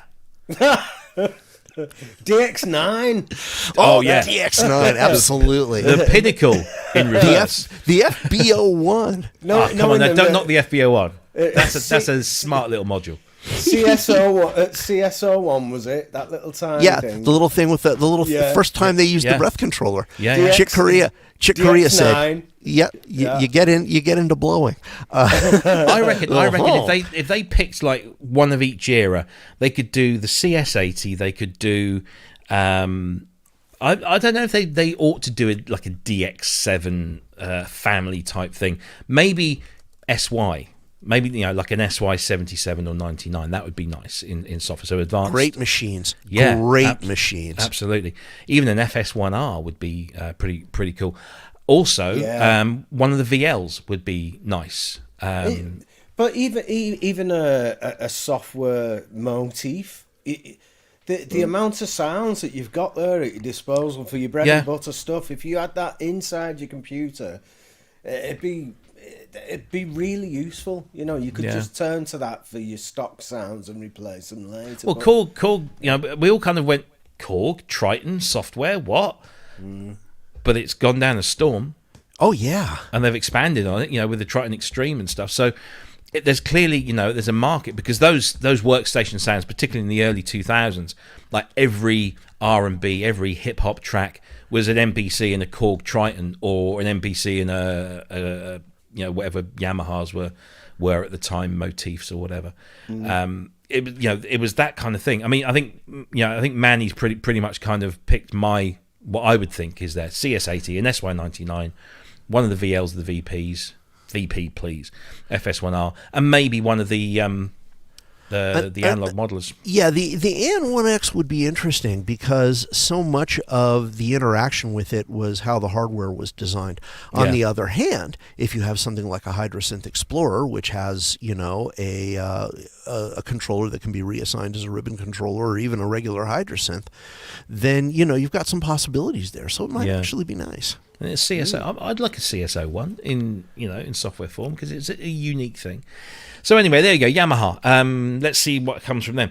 The next one on the list was our very own Kent Spong, and we predict that in 2022 there will be at least one fully operational Anaglyph voice card. Go on. Yeah. Come on, Yeah. you can do it, Kent. You can do At least it. if you do that, Kent, you will make our end of year show somewhat successful because we'll be able to say, "Hey, we predicted that." Yeah. So yeah, and we'll be able to layer a sine wave out of it. Yeah, it doesn't have to be great. All you need is if you can make a fart noise, then you win. Exactly. That's all you. Or an electric piano. There we go. We do that. New synths announced in 2021 actually becoming in stock in 2022. That would be nice. Yeah. New Electron products. Well, I think judging by that list we looked at a little while ago, do they need any new products? They cleaning up because the market. the model cycles and the model samples they're going down market. And the thing that's fascinating is I don't know how well those are doing because Electron has a reputation for being kind of opaque. For being hard for some people to learn. I admit it. Yeah. I have stared at the Octatrack and I go all the way back to the machine drum, and they frighten me. That it's such a weird way to work with synthesizers, and yet you see people who are so fast with them. So facile. So, I don't know if Electron's going to come out with something new unless they're going to try to get, more of their down market stuff established. Yeah. I tell you the thing with the Electron workflow as well is that when I first got that analog rhythm, I thought, right, I believe these are really hard to work, but I'm fascinated by this and I want to get the hang of it. So I watched loads and loads of videos on it, and every night I'd get it on the bed, with the headphones and be watching these videos on my laptop and trying things out. And after about 3 weeks of doing this, I thought, I'm sussed here. I've nailed this difficult to use system. I'll be fine. Put it in the studio, left it about 2 days, went back to it, couldn't do anything on it. It just all gone out of my head. It was like, whoa, everything I learned has gone. It's not intuitive, because if it was, some of it would stay with you the next time you went to it. And it doesn't. Korg drum log. Because that's been in the offing for a while, but that would be interesting to see. Mm-hmm. I like Ken Flux Pierce suggestion. Message redacted due to NDA, which is very true. The next one was, again, this was my suggestion, and this is based literally off. I know I work closely with IK Multimedia, but I do not know anything about this being a thing. But given their form. They've done the synth, then they did the drum, now they did the synth pro. Maybe the next thing they do is the drum pro, which will address the concerns of multiple outputs and that kind of thing. I think if they put their mind to it, they could come up with a really cool analog drum machine. That was the only thing that ever put me off with the Uno drum. It was great, and those packs that you could get for it and that, it was really good, but it was limited by its outputs, and it just. A professional version of that would be just what the doctor ordered. It'd work for me anyway. I'd definitely get one of those, I think. If they boosted the analog section and increased the sample size, sample memory size, and made a system where you can import your own samples. Because that was the when it came out, people said, "Oh, this is great! It's a drum machine. It's like 170 quid." But it's got a unified output, and you can't load your own samples up to it. You can only, I know somebody's actually reverse engineered, and you can create your own sample packs and then kind of disguise them and load them up that way. Yeah. But it's not approved or anything. So I'd rather have them come up with a fancy way of doing it. But maybe that's when the Uno synth came out, a lot of people said, "Oh, it's only got a 16-step sequencer. It hasn't got this. It hasn't got that." And literally all of those things that people complained about came out in the Unisynth Pro, which has gone down an absolute storm. So I'd be surprised if they didn't go down that path. I don't know, but that was an interesting one. Yeah. Logic for iPad. No, will not happen. You reckon? Will not happen. Guaranteed. Why? Absolutely. Because Apple goes well out of its way to make sure that its individual product sphere stays separate. They are not ready for the great convergence. They are not ready yet for their ARM Macs and ARM iOS devices to come together. And they draw very, very careful lines in the sand. If they had MainStage for iOS, especially that was with be my next question, especially if the iPad Pros, with the M1s have more portability.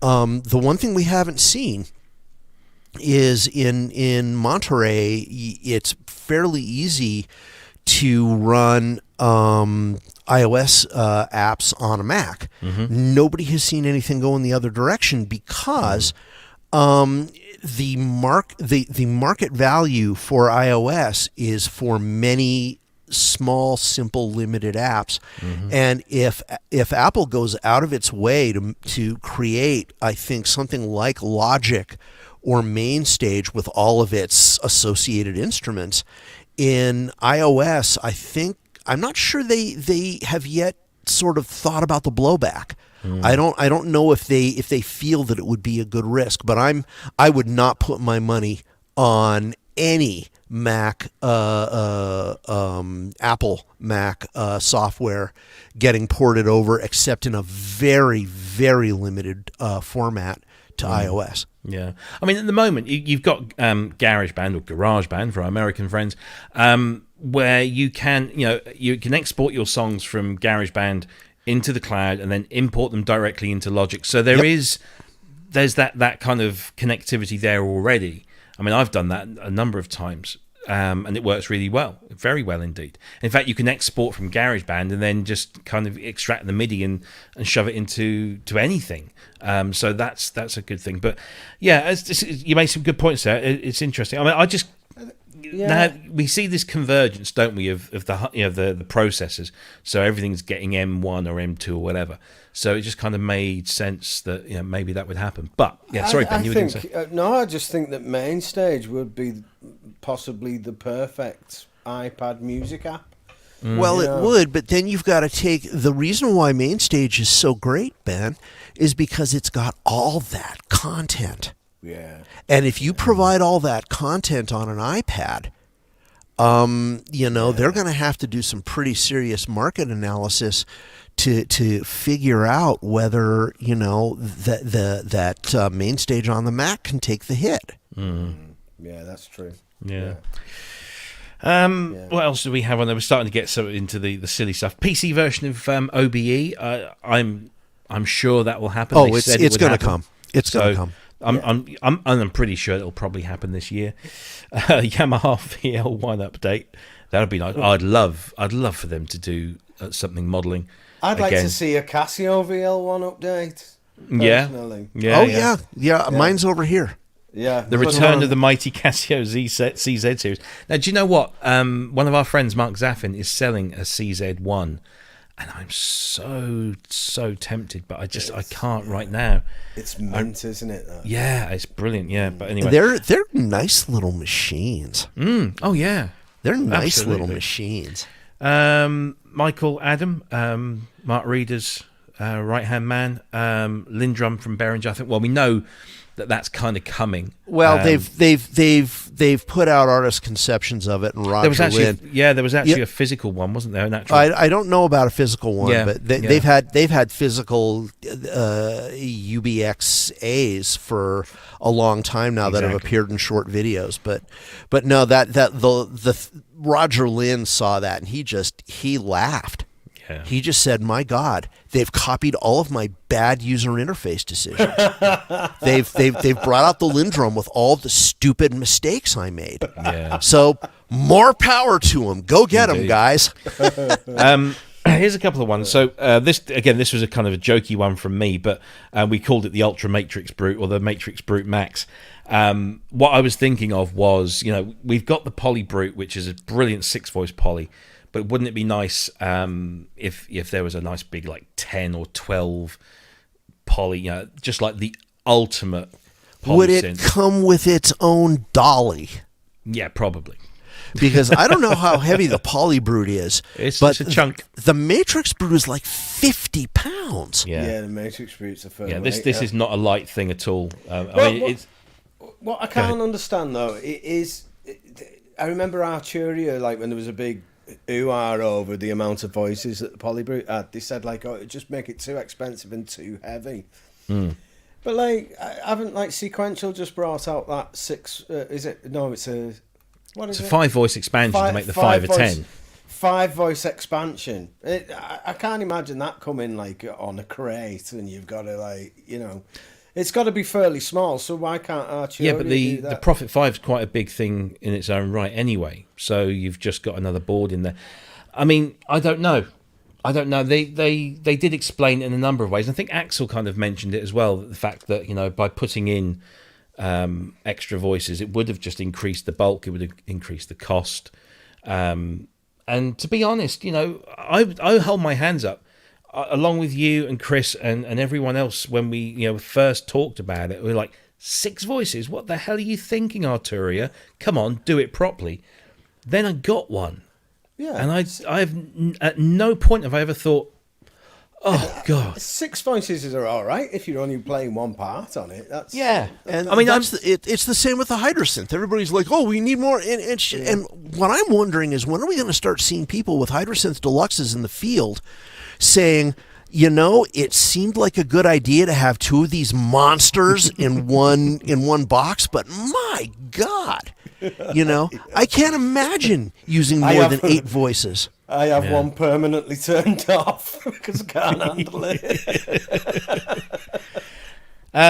So the rest of the things were Korg Wavestate SE. When did they promise that? Over a year ago? Well, 61. Over. 61 note version. Yeah, I'd completely forgotten about that. With added aftertouch. Yeah, gosh, we got it right this time. Yeah. Oh golly gosh. Well, we'll see. Yeah, I would like to see the Op 6 SE. I think that the original prototype we saw. That was 5-octave keyboard. It was beautiful. I would like to see that as a real thing. I wonder, a lot of these things, have they fallen by the wayside because of lack of components, cost of components, all that kind of? Are they having? But then the thing is, the Wavestate, the Mod Wave, the Op 6 are all Raspberry Pi compute board based. They're not even the newest ones. They're Raspberry Pi 3s. Yeah, so the Op 6, the Mod Wave, and the Wavestate they're built in. They're using the same components. They're using only slightly different circuit boards. Mm-hmm. The body shell and the hardware are the same for all of them. They just rearrange the bits and pieces, mm-hmm. And maybe they add sliders or an XY here and there. But they're all designed to come off of an assembly line with as many common components as possible, because that makes it efficient, which, raises the question for me of, I'm not sure why their pricing is where it is. And that it's a little bit surprising to me. Well, we've said this before, when you hold up the Korg offering, which forget, what these synths do. They are platform synths. They've been designed on a common platform so that you can change things and put out the next one with minimal change in your tooling and everything. And Modal did the same over the last couple of years with the Argon and the Cobalt. And the Modal stuff is head and shoulders above in terms of build quality. And forget, we won't compare, what they can actually do, but Argon does wavetable really nicely, and Cobalt does. And then there's this little thing that's starting to pop up in studios called the Hydrosynth Explorer. Exactly, yeah. And that's cheaper than the Korg stuff too, and has way more going for it, mm-hmm. in terms of build quality as well. I mean, everyone I've spoken to that's got these Korgs say that they're good, but they're not that great. I've got a wave state sitting in the corner right over there that at some point or another, just for my own sake of personal honor, I'm going to set it up again and I'm going to finish that series of videos just because I promised. But you know, if I had sort of made a good relationship with it, it'd be set up, it'd be out there. But I just, you know, and that may be me. There are people who love the damn thing. But you know, and I have to be really careful talking about it because the guy who is the product lead on the software is one of my best friends. But I think that they cut corners just a little too much on what they felt would be an affordable UI. And there are certain things that it does really, really well that are probably aimed at like 95% of its audience. If all you want to do is sit down, call up a preset, turn some knobs, and make some cool noises, the thing's amazing. The thing's absolutely a blast. But, you know, going deep is hard. Thank God they finally came out with the editing software and being able to import your own samples, which is wonderful. But you know, it's welcoming to the person who wants to play. It's not as welcoming to the person who wants to design. Yeah, absolutely. I hate to criticize anyone that comes up with something new and exciting, and the Korg stuff is fairly new and fairly exciting. It's just that it kind of fell down against some of its competitors, particularly in terms of build quality and price. Forget that, you know, what they do are different to, you know, say the modals, which I always compare those to because they're 37-note keyboards. But modal just seemed to have just like hit the sweet spot with build quality, with performance, with a model for everyone, you know, and price, and ASM, you know, and quality. And the other thing about modal that I find really neat is their software editing support. The fact that you can have the modal app running on your PC or your Mac or your iPad or your iPhone, and it brings up a front panel for whatever it is you plug into it, and it's beautiful and it's easy to use. It makes patch library management so easy. You know, one of the things that's funny is I've got a Craft 2.0 that I'm not using right now, but I'm actually thinking of rebuying a Sculpt just because it's so much fun to use with the iPad. Yeah, and it's one app covers all of those synths. Exactly. If you turn all of them on, they're all little tabs within the app, and it'll track them, and it even gives you a different color scheme for each one that matches the color scheme of the instrument. It's brilliantly thought through. It is. That's such a wonderful. I was wondering that actually because they do look like quite nice, the colors. So if they if I had my Craft synth, I'd hold up the editor to the screen on my iPad. No, the Craft synth is black, white, and blue. The SE is black, white, and gold. Very, very nice. Yeah, they're really good. So there you go. That's what our audience, our members, were thinking. So let's take the last sort of section of the show and have a think about, you know, where we think things might be going. Let's commit to at least one prediction each. Of what we might expect to see in 2022. Only one? My God, I put together 10. Oh, wow. Well, we can go through that. But let's commit to at least maybe one or two. So you guys go first. Okay. All right. Well, first of all, I need to say thank you to Andy Synth Addict for his donation. No, do not apologize. Any donation is welcome, whether it's 1 cent, $5, $50, whatever. It is all very welcome. Do not apologize. So he's bought a fancy new microscope. That's fine. Don't know what you're going to do with that, but do tell us. Right, go on then, Ben. What are your kind of key predictions for 2022? Well, I put quite a bit into the poll, so True. I'm not really going to... Well, pick two from there you genuinely think are going to happen. I'm not going to deviate much from there. I think it's about time that we saw one of these synths at Behringer have been... The big poly synths, yeah. Yeah, they've been going on about them for a while. There's the UBX, which had a bit of controversy around it over the naming, didn't it, and what have you. there's a chance that we could see that. I don't think there's much chance it will see the CS to be, what is it? BS bullshit 80. What is it? I don't know what it's called, but that one. DS80, wasn't it? DS80, yeah. Will we see that? Maybe there's more chance of seeing that than this fabled Jupiter thing that they've got a circuit board for. I've not seen anything else about that.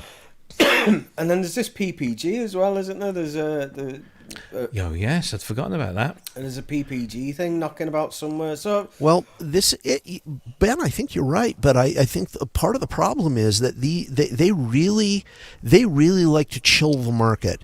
The idea of chilling the market first became really popular in the pro audio industry in 1991 when Alesis announced the ADAT, and they didn't ship it for a year and a half. It wasn't ready, but nobody was interested in the alternatives because, well, the ADAT's coming. And there is a certain power to being able to chill the market, to say, well, you could buy our competitor stuff, but we're going to come out with something that has more features and costs less. All you got to do is wait. Yeah. And so, the DS80 has had all kinds of renderings where they've asked people to help design the front panel, and so on and so on, and they leak out these things, and the stuff eventually all gets out. This is important to remember. I don't know of any machine that they haven't eventually put out yet, and so it's marketing.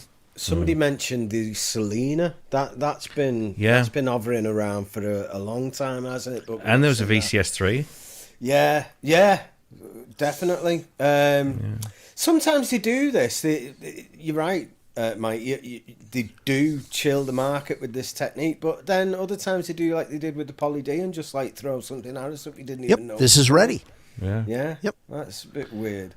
Yeah. But, yeah, so I presume we'll see one of those. I think that's a good bet. I think that's a safe bet. I can't see us seeing anything from ASM because we've just had those two come out. Oh yeah, and Udo has also they've done their big thing.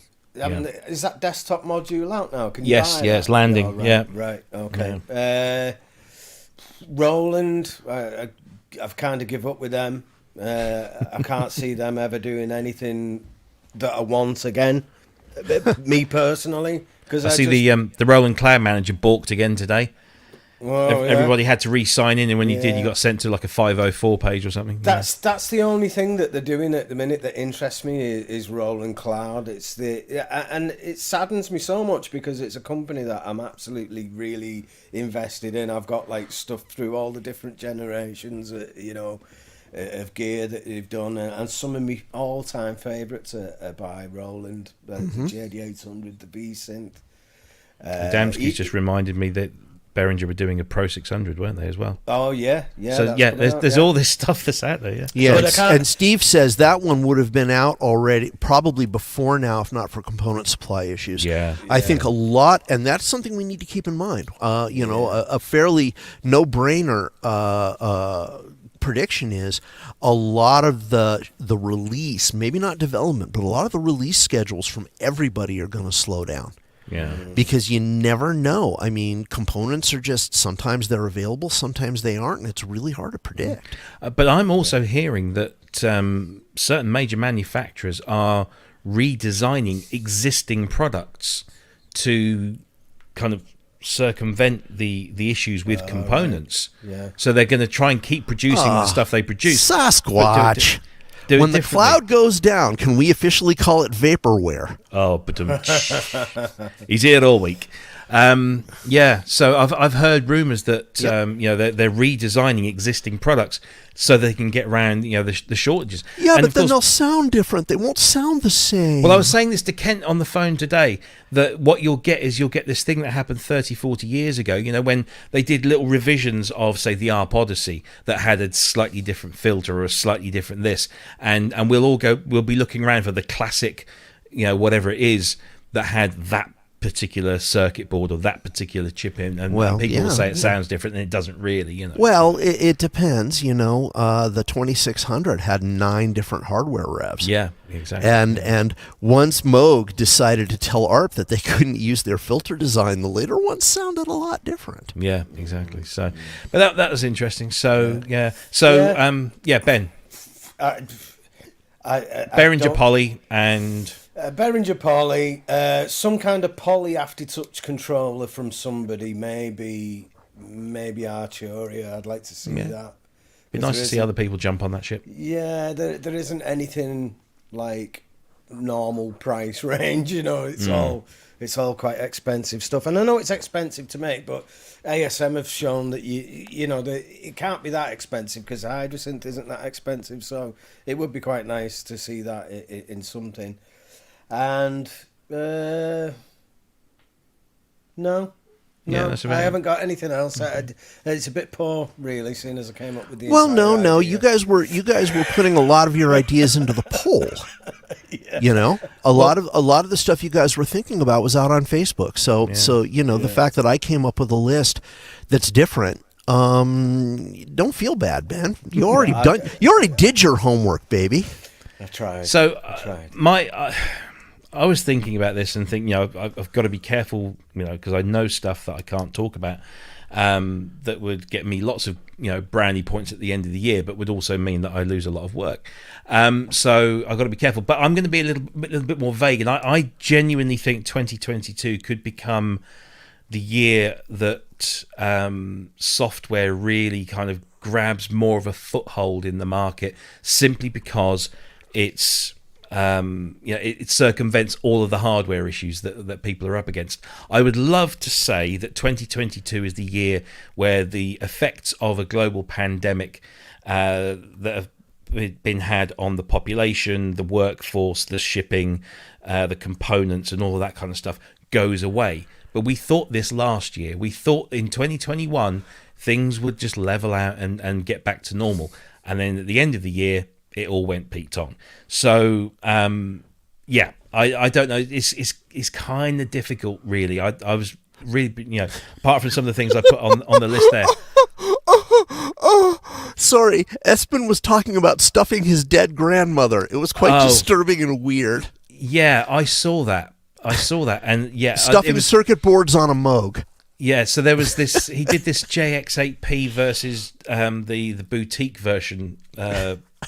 He did a comparison, and he used this analogy. And I'm sorry, I just had to put it down to maybe something got lost in the translation. I know that there are some weird practices all over the world, but it was just a very odd analogy. Go and watch it if you must. Anyway. So I think software is going to be a big thing this year, simply because it's going to circumvent a lot of the hardware issues, and I don't think they're all going to go away. I think that even if the supply chain lifts up again, and I mean, again, I have these wonderful conversations with Kent during the day, and you know, he was talking about, you know, manufacturers taking an opportunity to ditch a lot of the old stuff that they've been doing and now can't do, and move to more efficient methods for them, which, you know, lots of surface mount stuff rather than through hole stuff, and just, you know, making things more difficult to repair, I guess. So I don't know. I just think software is gonna be a big thing. I agree with Ben that I think we will probably see something from them that's going to be quite big and popular on the polyphonic front eventually, because they've been promising it for a while. So, and I don't think they're immune. They're definitely not immune to the chip shortages, so, which is why I think we've seen them take their foot off the gas. I think other than that, I mean, it's difficult because I know stuff is going to happen in 2022 and I can't tell you about it. So I shan't. But I think that's really all I can muster at the moment. So I'm going to go to our esteemed guest, who has an extensive list. Well, actually, I've been able to scratch off a fair number of them because we've discussed them. But I want to touch on some. A lot of these are not specific. A lot of these are wider. Mm-hmm. And so I don't know if they'll count as predictions or not because I'm casting a pretty wide net. The one I am going to say that I'm fairly confident about is that Piano Tech is going to ship for iOS. Nicholas Fogwall at ModArt and I have been good acquaintances, not quite friends, for a long time. He's a great guy. He announced in 2020 that they were developing for iOS and they were hoping it would get out in 2021. Because of a thread on Music Player Network, I wrote him an email and asked, and he said, "Yeah, they're making progress, but it's slow." And I think that they're going to see a big boost because I think what they were waiting for were these massively powerful ARM chips to become available in the iPad Pro. And I think that an M1 chip on iOS now makes sort of a streamlined version of Piano Tech very, very likely. Mm-hmm. The other problem I think they're having is, like anybody who wants to port to iOS, they have to figure out how much functionality they're going to give, considering that they're going to have to charge a whole lot less. But I think that's probably a pretty good guess, and I think we're going to see more along that line. We're going to see more iOS stuff, but a lot of it is going to start in iOS. Cresshead, I am very sorry. They're never going to put it on Android. Android may be the worst operating system for anything involving real-time audio that has ever been invented. There's a tiny handful of Android apps that are just, if all you've got is an Android phone, hey, great. But iOS has got core audio and core MIDI locked down so tight that it's easy to develop an amazing iOS music app because all the heavy lifting has been done. And when you come to conflicting standards and conflicting operating systems and people not upgrading and people upgrading, and it's Android is a dark, scary swamp. And a lot of people have tried. A lot of the major players have tried. IK Multimedia put a huge effort into it a few years ago, and they lost their shirts on it. It's not going to happen. I'm sorry, Cresshead. Just sorry, not going there. Okay. And Dina, thank you very much for saying that my voice is awesome on your stereo, because after all, I've got a face made for radio. Yeah, and can I just say, Dina, what are we? Chopped liver? Well, I don't think my voice sounds nice on radio, to be honest.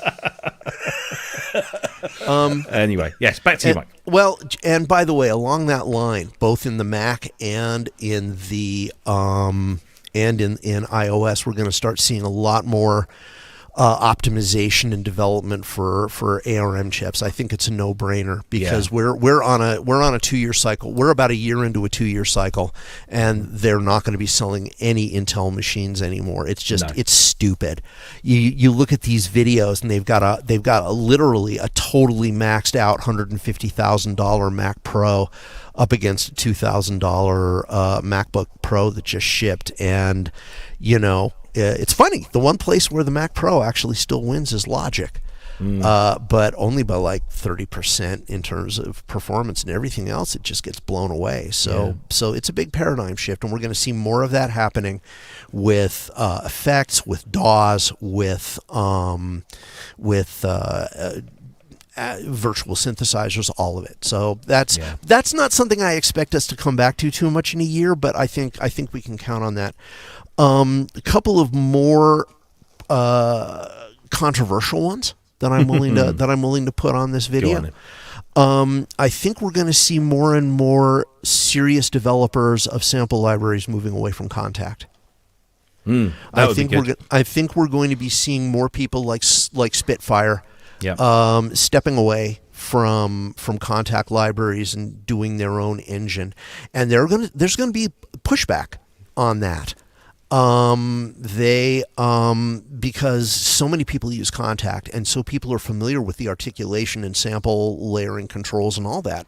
So trying to build something that can do what Contact does, as a framework is hard.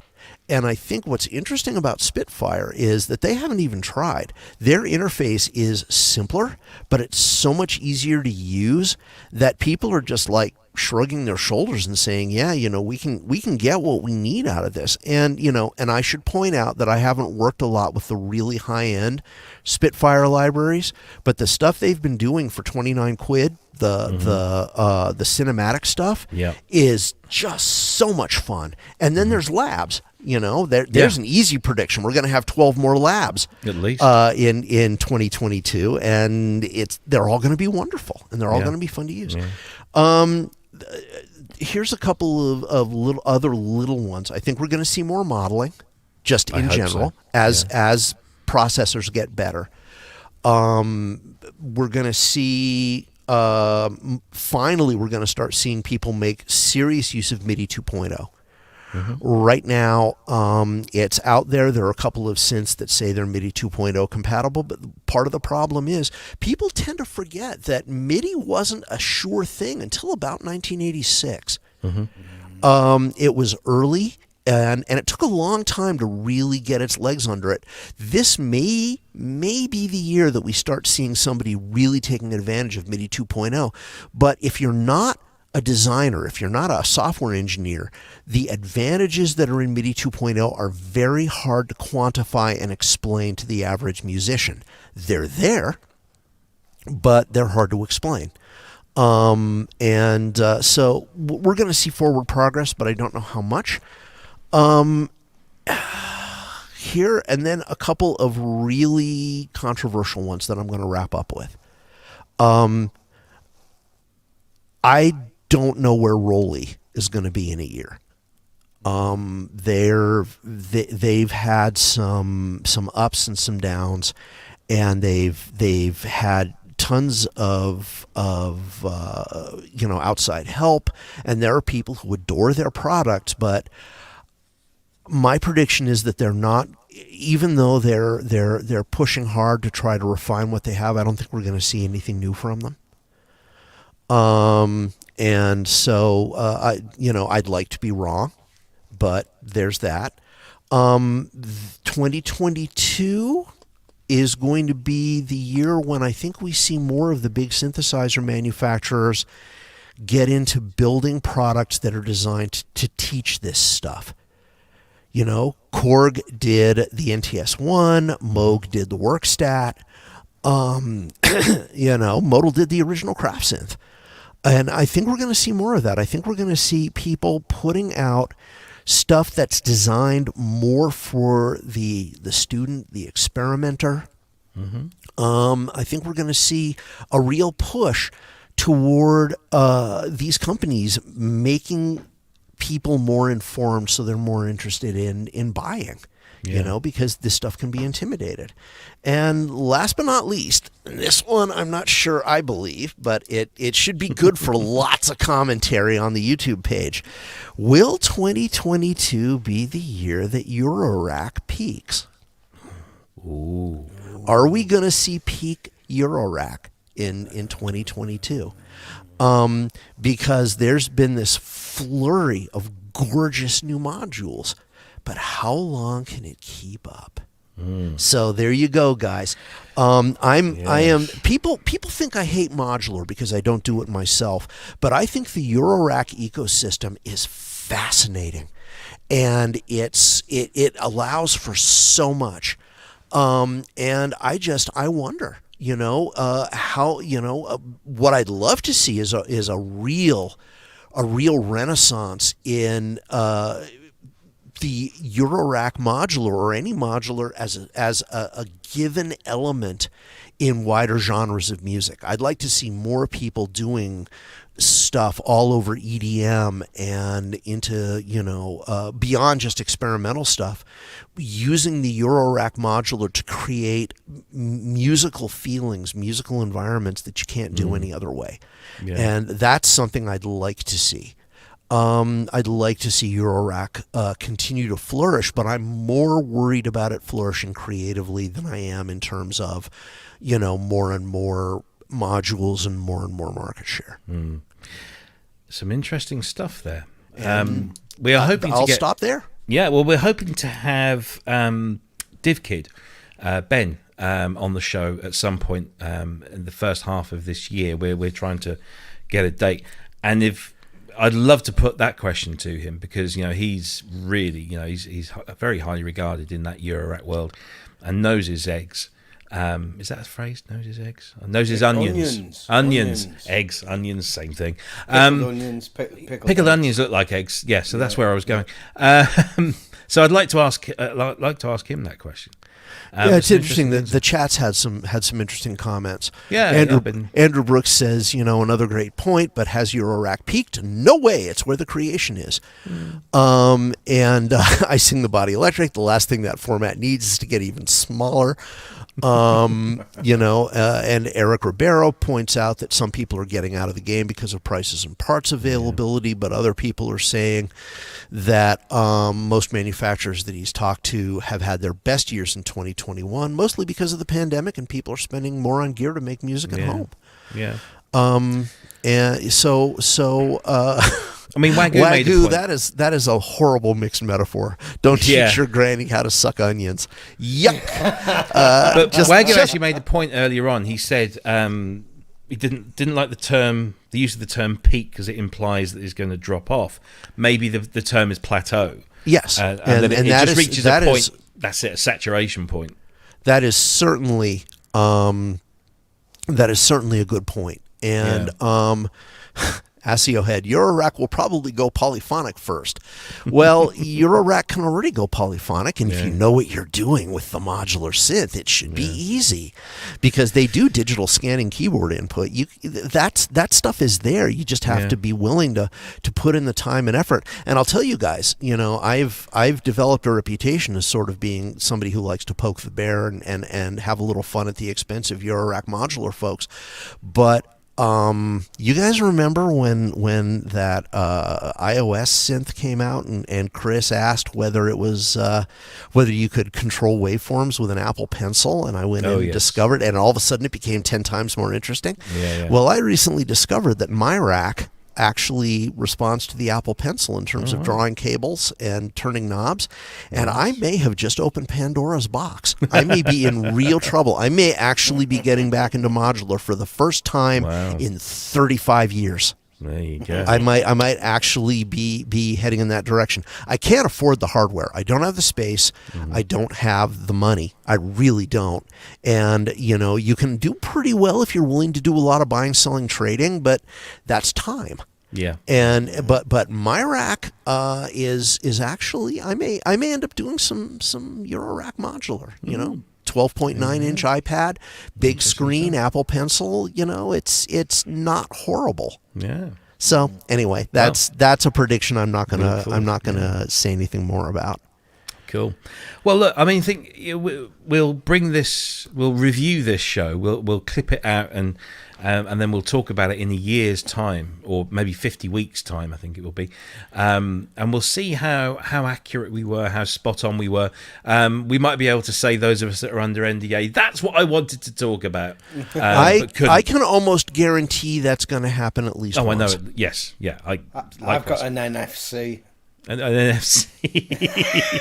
Yeah, it's not quite as good. I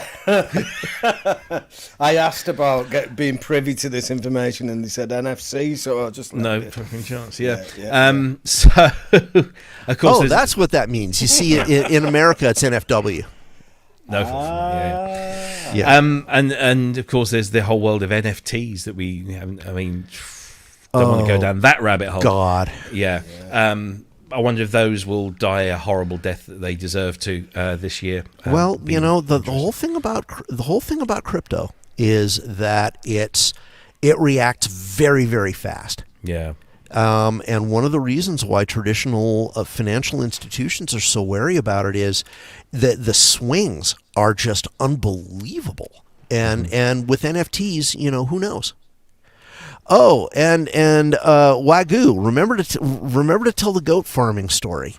Hang on a minute. Let me bring that up here. Just one second. No, seriously. Hang on. So, just open Finder, goat farming. Please tell me I named the file that. Come on. Where are you? Nothing? Oh, wait a minute. There we go. Okay. So this is a common meme that pops up on it's a common meme that pops up. You guys have all seen it. I thought using loops was cheating, so I programmed my own using samples. I then thought using samples was cheating, so I recorded real drums. I then thought that programming it was cheating, so I learned to play drums for real. I then thought that using bought drums was cheating, so I learned to make my own.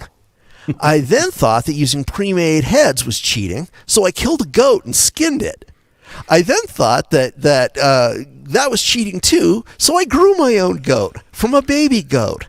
I also think that's cheating, but I'm not sure where to go from here, and I haven't made any music lately, what with the goat farming and all. Okay, but here's my response, and this was something I put on a Facebook page. It may have been just synthesizers and drum machines, but this is what I wrote, and this is what I wanted to follow up with. This is what Wagyu had asked for. And I wrote this. The point of this entire quote is that everybody draws the line where they're personally comfortable with it and should be serene knowing that other people will draw the line somewhere closer to the goats and criticize them for their choice. True story. Around 20 years ago, I was at an AM show. A very good friend of mine who wrote for the magazine and made part of his living as a sound designer. By the way, for the record, Paul Vanook Jr., dear friend of mine, did work for Sony and Sonic Foundry and people like that. Brilliant percussionist, drummer. And for the person who mentioned the ATV A-frame, he was the guy with the A-frame that I played live with at that festival. Really nice guy. Anyway, so Paul came to the show, and this was before he worked for me, and he offered me a CD full of samples. And he said this was one of the only copies available, and he wanted me to have it. And I was just like, you mean this is content that's not available like anywhere? And he said, well, no, not yet, but I'm shopping it around some of my current clients, see who will make me the best offer for a release later this year. And I suddenly said, wait, whoa. If I take this CD home and I make an album with it, then I have created an original composition with all original samples. But 6 months from now, while my CD is on the market, you release the same sounds as a commercial product, and suddenly I'm a hack who's using loops that are on sale. And he just looked at me and said, yeah, if you say so. And that's decide whether or not you say so. You know, everybody draws the line. So there you go, Wagyu. There's my goat farming story, and I hope you enjoyed it. There we go. So there are predictions for 2022. Some of them more, what's the word, esoteric than others. Some of them more fluid and general, but some specific ones. And we'll see in about 50 weeks' time how true that's. Oh, it's horrible when you say 50 weeks. It doesn't sound that long away, does it? But there you go. So there Time you go. Just speeds up, doesn't it? Just so we'll revisit those in just under a year. It'd be nice at the New Year's Eve if we're saying, "Wow, we didn't see that one coming." It would be lovely, and I'm sure we will. That really blew us all the way. That would be that. Yeah, I do have to say we got one last comment here. Yana Seta says, sometimes I wonder if we were happier farming goats, at least when I struggle with ground hum issues. And yeah, that's a thing. Indeed, the struggle is real.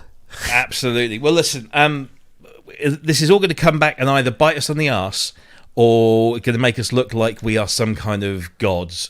Somewhere in the middle. Yeah, somewhere in between. But it'll be fun nonetheless. And of course, during the year... Behringer Goat Farm coming in 2022. Have you ever played that video game, Goat Simulator? Oh, gosh, yes. Anyway. My kids love it. It's just, it's crazy. Was that anyway, a pun? so... Sorry? Was that a pun? That your kids love it? Oh, right. Yeah. So I'm a bit slow today. Anyway, Mike, it's been absolutely brilliant having you back on again. Always, and we will have you back again. I am very sure across the coming weeks. I'm just letting the audience know that I am on, because of the way my work schedule works. I'm on permanent call. If anybody can't make it or they need to fill a gap, I'm there. And duly noted. And just, I love, this is so much fun for me, and it's so great to talk to such friendly people on screen and off, and such a welcoming audience. Absolutely. So thank you guys. And Ben, we finally got to do a show together. And I'm sorry if I walked all over you. You can kill me later. We all do it. He's used to it. I like watching. I forget a minute half the time. Right, so here are some predictions that I'm going to make that are actually going to happen. Woo. We said at the back end of last year that we were probably going to take the foot off the gas in terms of guests, that we might just maybe have one or two a month and maybe just be a bit more relaxed about it. And then the floodgates opened, and we're just like fully booked, literally, almost for the first quarter of this year already and beyond. So it's my great pleasure to reveal to you who we have got coming up on this show. These are the confirmed ones. So next week we are just so delighted because this lovely lady is going to be joining us again to talk about all things Bob Moog Foundation, and one of which is this thing here, the Synthesizer Pioneers Calendar 2022-2023, in which many synthesizer pioneers are revered across the pages, and I had a little hand in this. I thought I was June. So no, you're not June. No, but look, right. there's the legends, Peter and Kim with a Fairlight. So that was where my involvement came in. But yeah, it's a wonderful thing. If you haven't ordered yours already, get in there quick.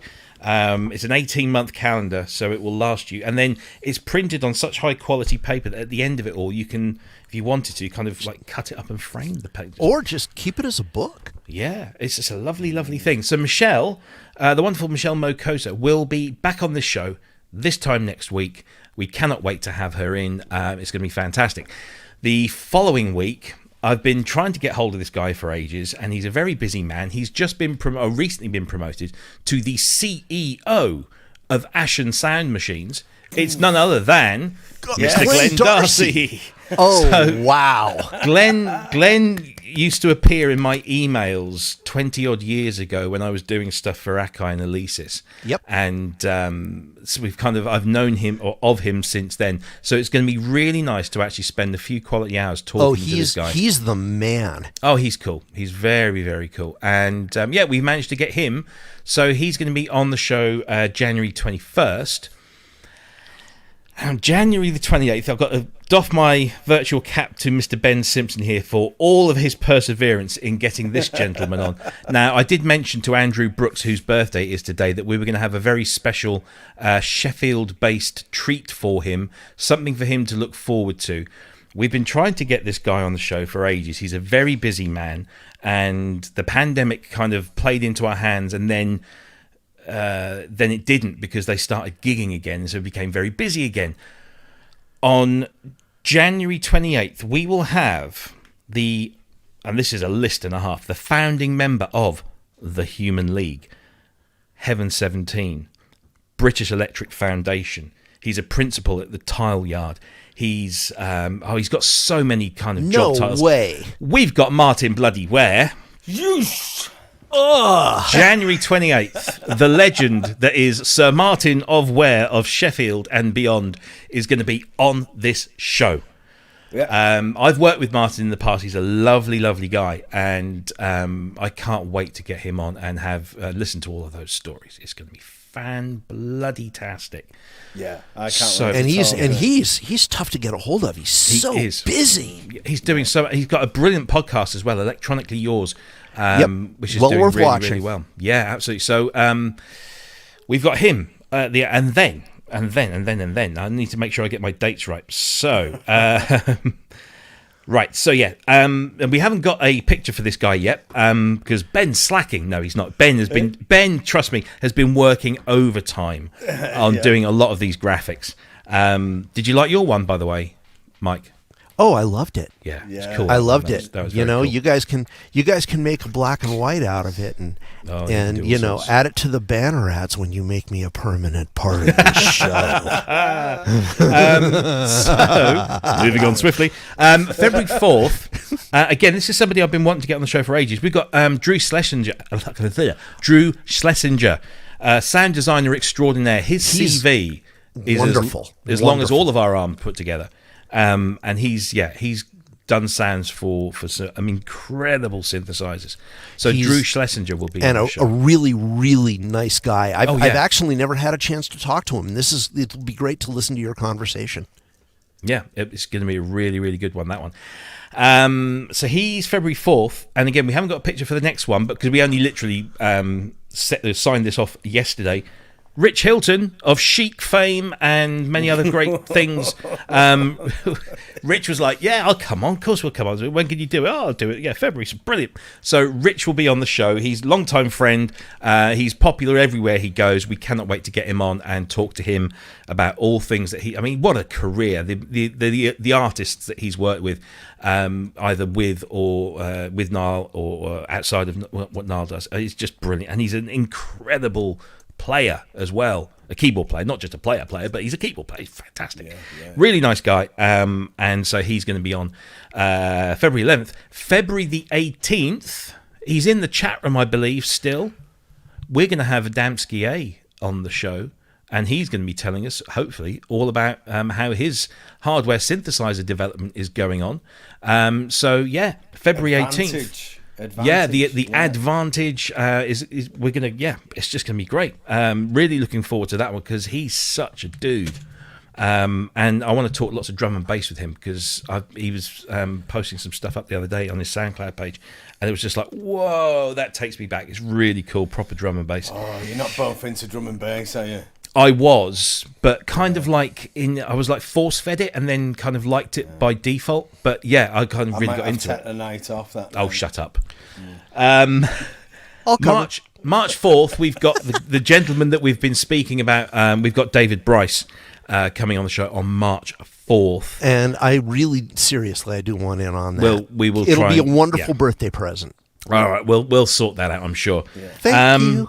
And then we've got lots of other irons in the fire, and trust me, I can't say who they are, but mainly because they've agreed to do the show, or we haven't got a date for them, or they haven't agreed to do the show, but they've intimated that they will probably do it.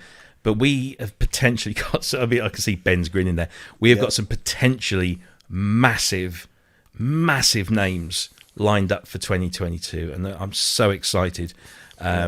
About all of them, but we are trying our best. Make sure that your list is up to date, like Liberace. We'd love to get him on. Yeah, he'd be a bit smelly now, but well, yeah.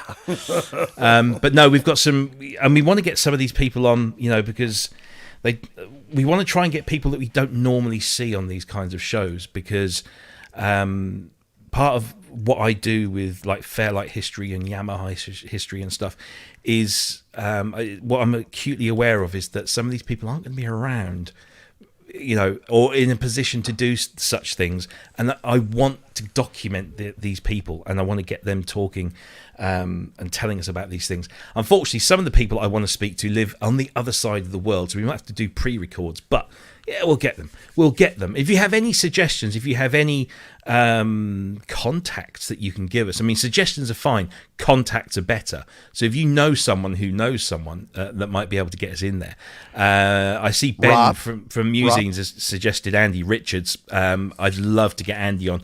Haven't heard from him in a while, but yeah, definitely. Yes, sorry. Talk to me. Okay. I don't know if you know this, but I just wrote a book. Did you? I was going to say. And I can't promise anything. But a lot of these. Is it the thing that I used to prop my door open? The point I'm making is that I've had a chance to talk to these guys. Yeah. Now a lot of them are publicity shy. A lot of them don't like to do this kind of thing, but I'll ask. It doesn't hurt to ask. Yeah. Oh, absolutely. Let me see what I can do. Half the people we've had on the show in the past year or so, we just thought, we'll ask them, and then they come back to us. Like, Steve Picaro was one. But people are asking me to help with Vince Clarke. No, not going to happen. He's way too busy. If you guys can get through to him, great. But he's the one name that appears in the book that I have no connection to. He arranged his forward at the publisher level, and I have nowhere to go with that. I'm sorry. Oh well. Damn. Well, you never know. We'll try. Well, Martin Ware knows Vince Clarke. Maybe we can get in there. Yeah. Well, I wouldn't mind getting. I ask. Yeah, I wouldn't mind getting somebody like Alan Wilder or even Martin Gore. Yeah. Yeah, absolutely. We will try our best. But I mean, I think it's fair to say that in the last couple of weeks, with these lovely people, we've got a pretty. Oh God! I almost put one on the screen there. I shouldn't have done. And of course, we mustn't forget that we will be joined at regular times by this fellow, Mr. Kent Spong. Well, that's a nice one. Yeah, it's a good one. That I think we got more. We got more of Kent. See, we love Kent so much. Yeah. We built 2 for him. What, you don't accidentally flick one of them ones on? Yeah, I know. I uploaded it because I think this is a good omen. So I've uploaded one. Yes, so that's coming up. So I think you'll agree that hopefully if you stay tuned to this channel every Friday from 7 p.m. UK, 2 p.m. Eastern, 11 a.m. Pacific, you will be treated to not only wonderful guests but also some great information and content. And thank you to everyone who has donated to us via the Snapchat. Don't forget to click like. Don't forget to click like. Yeah, did I say Snapchat? I mean, what? I'm such a boomer, as my kids keep saying. Super chat, super stickers. I think there were. Welcome to Old People TV, where we get everything wrong. Yeah. I'm sure I missed a couple. Inky did he? I'm sure I saw Inky make a donation. Thank you to Inky. To anybody else, if I've missed you, it's just because it whizzes past, and I hopefully try and say thank you to everyone. And after 2.5 hours of drinking beer, he needs to take a whiz anyway. Well, there's that, but I also need to get onto my wine because I got so much wine for Christmas. It was just like everybody, you know how people always get you deodorants and things like that. Well, I must be washing more regularly, and just buy me lots of wine now and grappa. So I've got all that to wade through. So yeah, I've got something waiting for me downstairs. Oh, and you know what? Just to get you started, Rob, Witty. Yes, there we go. Take a drink, everyone. Witty. There's some interesting things on that front too, by the way. But we'll talk about that in future shows. Thank you, you, Mike. Yeah, listen, you guys, love you both, and everybody out there, please. It's dangerous, so be extra kind to each other and stay safe and well. Okay, absolutely. Until we meet again. Indeed. And so we'll be back same time next week with the wonderful Michelle Mokusa, who will be returning to tell us about all things Bob Moog Foundation and otherwise, and of course the calendar. You've got the Facebook page, you've got the Instagram page and the Twitter page if you want to contact us and get involved there. Please do. If you want to make donations, if you haven't been able to do Snapchats or anything like that, then of course you can donate to us at this very address right here, which is taking you to our PayPal donation page. So thank you in advance for any donations there. And of course, as Mike said, make sure you do subscribe and hit that bell, and also hit the like button as well. Hit it now. Apparently it makes a difference. Who knew? So thank you very much. We'll be back 7 p.m. UK time next week with Michelle. Thank you to Mike as always. I hope you enjoyed the new opening credits. We've got some slightly redesigned closing credits, so do stick around for those. But we will see you in about a week's time. Thanks for watching. Take care. Thanks, Ben. And we'll see you soon. Everybody, take care. Bye-bye. Bye now. Oh, I haven't even queued the video up, but I did all of that. All right, well, we'll just keep. Let's do it again. Bye. Bye. Bye. Bye.